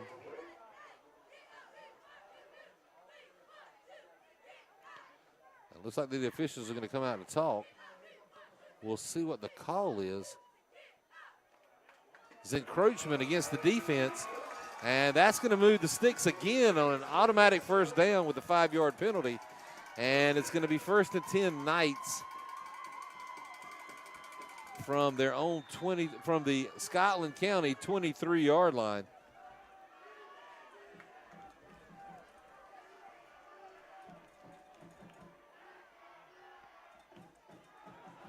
And Azari Loring again nearly slips a tackle around the left end. He's going to pick up about 6 on the play. He's going to bring up 2nd down and 4.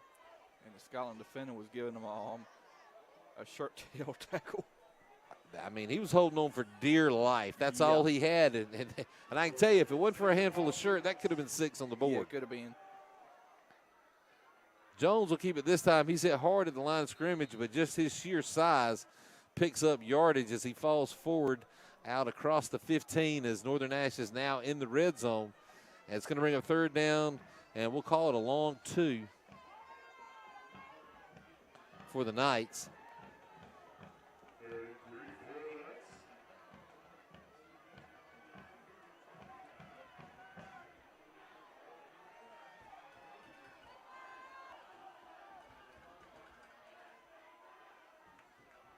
Another audible here as the play clock winds down to 5 seconds. It's like Jones is going to keep this around the left end. He's got the 1st down and a little more. as he's down close to the 10. And that's where we're going to mark him down. And I believe that's going to be first and goal from the 10-yard line, depending on the spot. We'll see if they put the chains into play. Yes, they are going to make it first and 10 from just beyond the 10.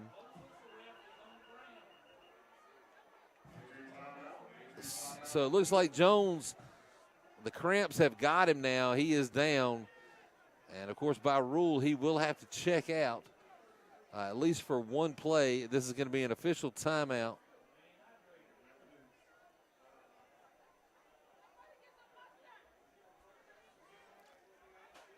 As you see, backup quarterback Bryson Jenkins, also the kicker, steps onto the field.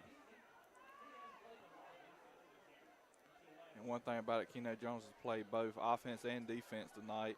And I heard one of the fans saying, get some mustard and some pickle juice. Yeah. As bad as I hate a pickle, oh my God. I can't say on the air what I'd rather eat versus eating a pickle, because there'd be some FCC violations. Yeah. No pickles for me. Sorry, Mount Olive. You ain't sponsoring this game, so I'm going to talk bad about pickles. But, yeah, the old Arthur Perry banana trick, that works. But just the sheer amount of play has got to bring on the dehydration factor. You got it's cold. You might want to stay away from the Gatorade and the water, but because that's some severe cramps as he's knotted up pretty good.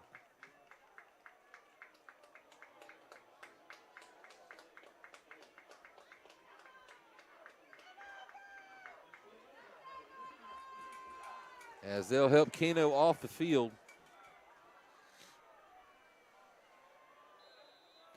And Bryson Jenkins will step in at QB.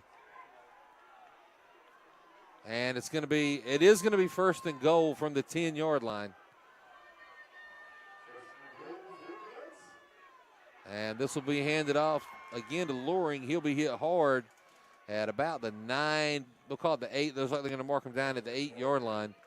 So it's going to be second down and goal from the 8.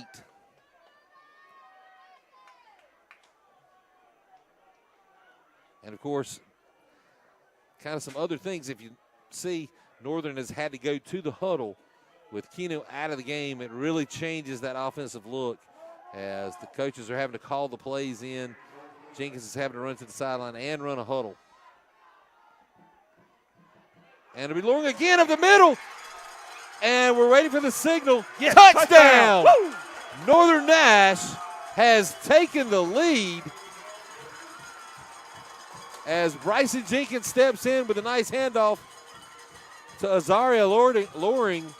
And Loring punches it in. And with 2:02 remaining in the game, Northern Nash is now taking a 5-point lead. Go for 2 here. Got to go for 2. And they are going for a 2-point conversion.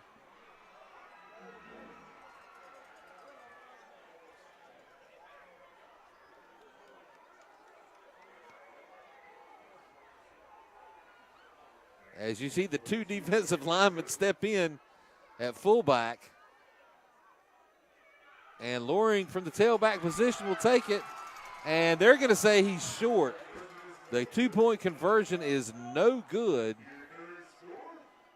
As they're going to say his knee hit the ground before he broke the plane.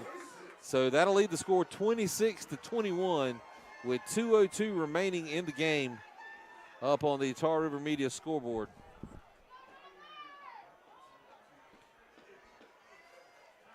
So I guess the big point of attention right now will be turned to number 5 and Keno Jones as he tries to work out those cramps. He's actually right there at the 50 on Brent. He's up. So it looks like he's up, trying to work through that cramp.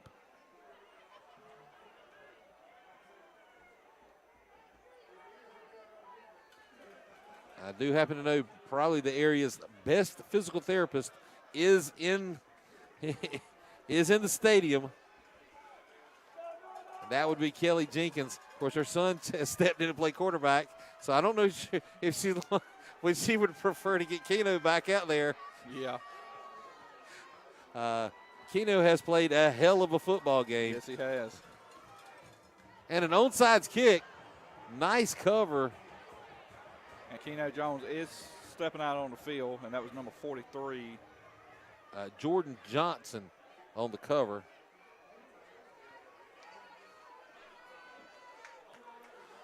So pretty decent field position here for the Scots. So the defense has their work cut out for them. Keno Jones checks back in on defense.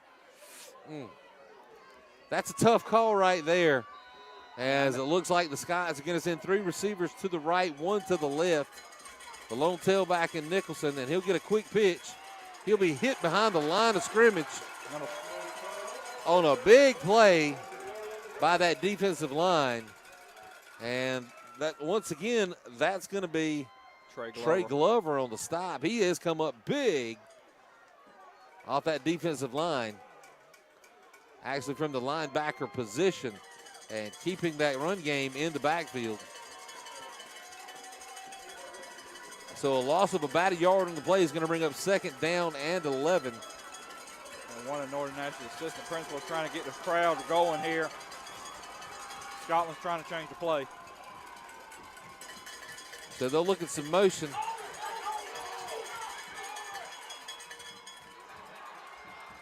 And nowhere to go. That was really odd. I guess they're going to say that Rebel stepped out of bounds, so that'll be accredited to a sack. And that sack should be given to number 9, Alan Barnes, who ended up taking the football away from Rebel and heading toward the end zone. They're going to say that the Rebel was out of bounds, but it's going to be 3rd down and about 19 now, it looks like, from here.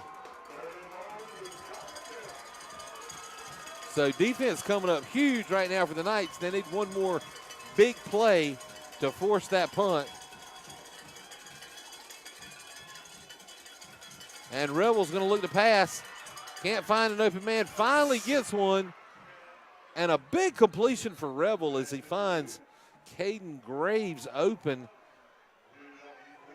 and is able to convert the 1st down on 3rd and long. Caden Graves finds his way into the middle of the Northern Nash defense. And Rebel broke away a lot of pressure from the Knights in the backfield. 1:03 left in the game.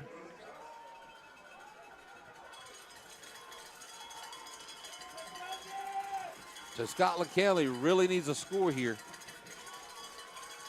because if Northern gets the ball back, all it is now is pretty much victory formation. This ball's going to be handed off to Nicholson. He's still on his feet on the right side. He'll run out of bounds after getting a 1st down. It's going to be 1st and 10, Scotland from the Northern Nash 30-yard line. Actually, the 29-yard line. Down to 57 seconds remaining in the game. Northern Nash leads by 5, 26-21. Rebel from the shotgun. He's going to hand it off to Nicholson.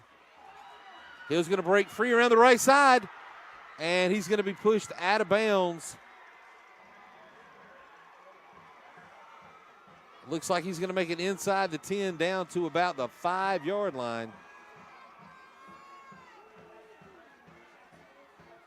Actually, they're going to mark him down what looks to be the 7. So it'll be 1st and goal from the 7. 50 seconds remaining in the game. Northern Nash leads by 5. Both teams have one timeout. Nicholson stays in the backfield.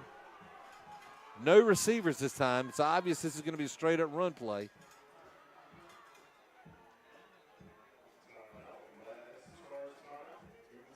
And Scotland County will burn their final timeout with 50 seconds remaining up on the Tar River Media scoreboard. Northern Nash leads 26-21, and this one's going to come down to the wire, folks.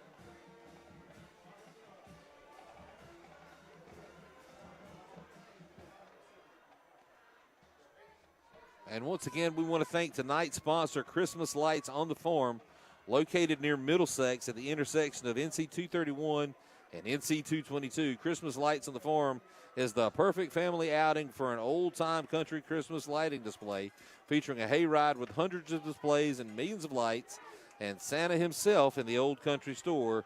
You can also enjoy roasting some marshmallows over the big open fire pit. They're open Tuesday through Sunday, beginning the day after Thanksgiving through December the 23rd. And here we go, back to a big play. It's 1st and goal, Scotland County. Nicholson will look to the right side. He'll almost slip a tackle. He's going to gain what looks like about 5 yards. It's going to bring up 2nd down and goal from about the 3. Clock should be running. He didn't go out of bounds. So not sure the official signal to stop the clock. And it's going to be holding as the penalty. Couldn't see the flag on the field, but a holding call against the Scots could be huge. 44 seconds remaining. That'll mark off 10 yards from the spot of the foul, and it will repeat 1st down. But pretty much at this point, you know, it's 1st and goal. Yeah, it's 1st and goal at the So 17. It's pretty much a moot point. Revel again for the shotgun. Nicholson falls in behind. No receivers. Nicholson will take the handoff again. He's going to look around the right side. He'll be pushed out of bounds at about the 10. That'll stop the clock with 35 seconds remaining.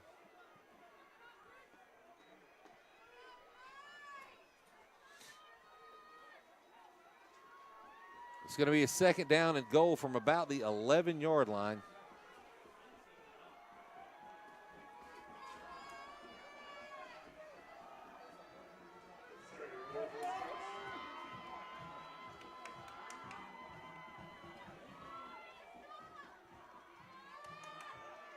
Looking to pass, and that's going to be caught.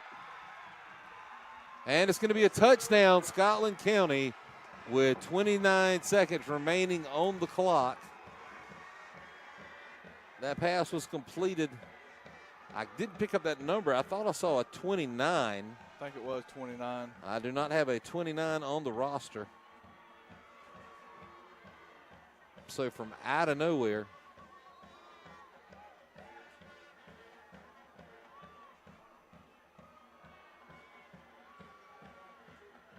so Scotland County takes the lead 27-26, and they're going to go for 2 here just in case Northern Nash could possibly get into field goal position.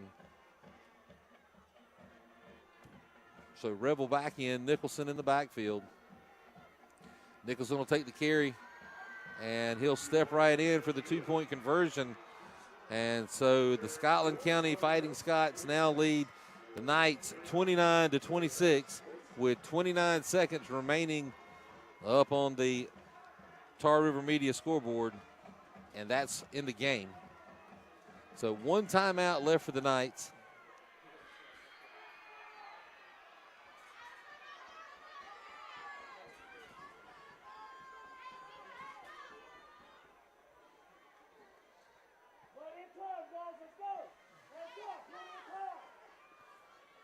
So that's going to be enough for 3 or possibly 4 plays. As you can see, some of the Northern Nash players are dropping their heads. They don't need to do that. This game is far from over. Crazy this game's been. Yeah, it's been really weird with the things that have happened. I'm expecting probably a squib kick right up the middle to get that clock started. I'll be honest with you, right now, it wouldn't anything I see the rest of this game would not surprise me.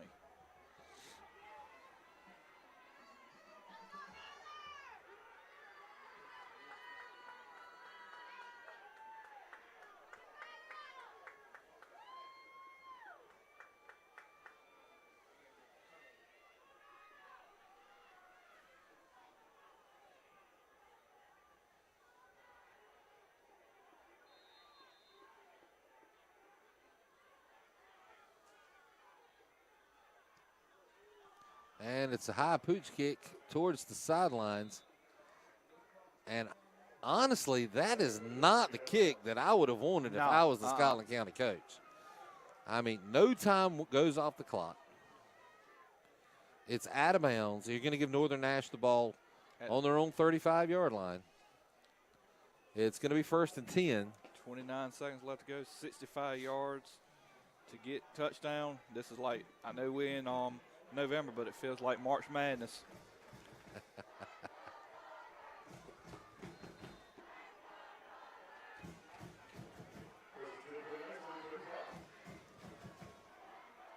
So Keno Jones on for the last offensive possession of the night. And he's going to take this one himself. And he's going to pick up just a few. And Coach Ferris will burn the final timeout of the night with 24 seconds remaining. So only 5 seconds ticked off the clock. It's going to be marked. Jones will be marked down at the 38-yard line. So a gain of about 3 on the play. He's going to bring up 2nd down at 7.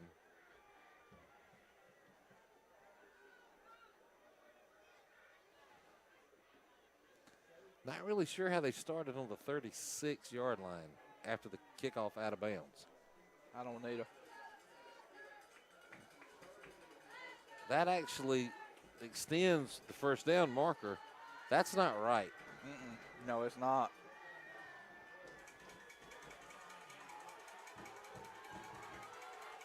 And if I was Scotland County, I'd be running a prevent defense right now. So Jones back to pass. He's got a man on the sidelines. That's complete to Yassine Davis-McKinney. That'll stop the clock. Only 4 seconds tick off the clock. That's enough for a 1st down, so it'll eliminate the little controversy that we picked up on from the 36. Maybe they marked it, from where it went out of bounds all ago. I don't know. And it's 1st and 10 for Northern from their own 49. And that's going to be incomplete out of bounds. Bring up 2nd down at 10. 16 seconds remaining on the clock.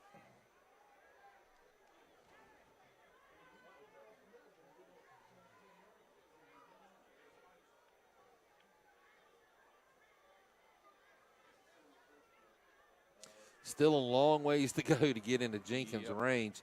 I'm thinking you got to at least get it down to the 30. Yeah. I've seen Jenkins make them that long before.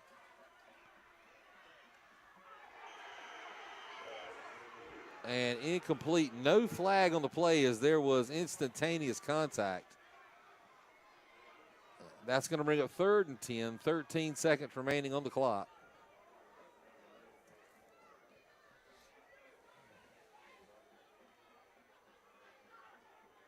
As you can see, Scotland County in a prevent defense playing back deep. They're going to protect against the deep pass. And Jones is going to go for it anyway. He got a man open. And that's going to be Trey Battle. Incomplete. They're saying incomplete. I thought that was a catch and run.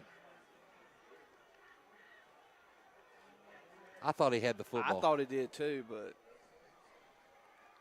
So 4th and 10 with 7 seconds remaining. And this is going to be it right here for the Knights.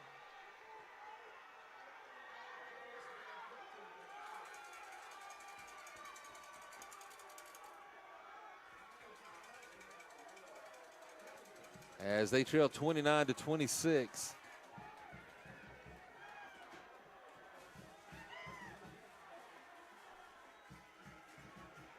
And this is going to be a Hail Mary down the field. And it's going to be batted down. 1 second will remain on the clock, but Northern Nash will turn the ball over on downs. And Scotland County, the 23rd seeded Scotland County, will pull off the upset here in Red Oak. 29-26, as basically all Carter Revel needs to do is step out on the field and take one snap, as it's now 1st and 10, Scotland County. So a great effort by the Knights. Couple of players to point out, obviously Keno Jones and the absolutely fantastic football game he has played this evening. Also, you have to point out Andrew Zipko, who had 2 big defensive plays to help get Northern Nash back in this game. in the second half.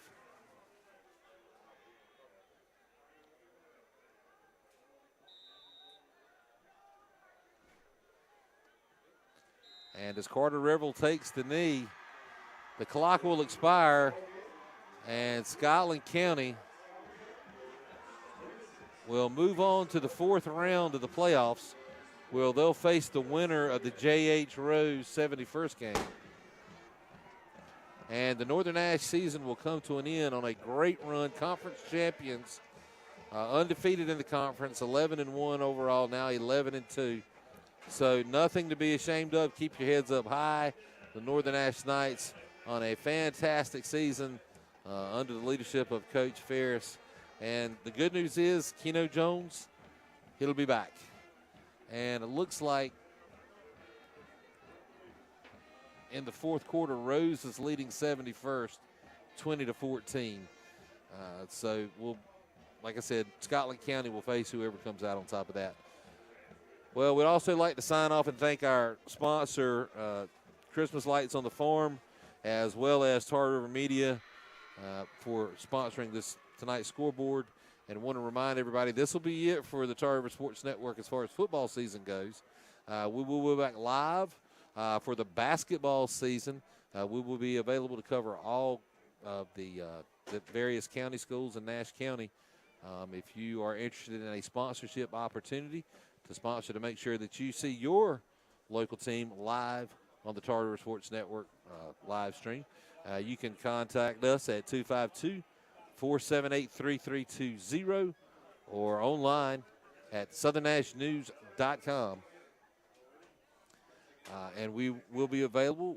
Obviously, we're going to be doing some game of the weeks, and we're going to be doing some sponsorships. But if you want to make sure there's a certain game you want to see, you might want to get in contact with us and get that sponsored. So, once again, this is Brent Cone alongside Kenneth Fly, and we have enjoyed calling this game for you as well as all the games during the season this year. And this is the Tar River Sports Network signing off for the 2021 football season. We are out. Time to play some b-ball.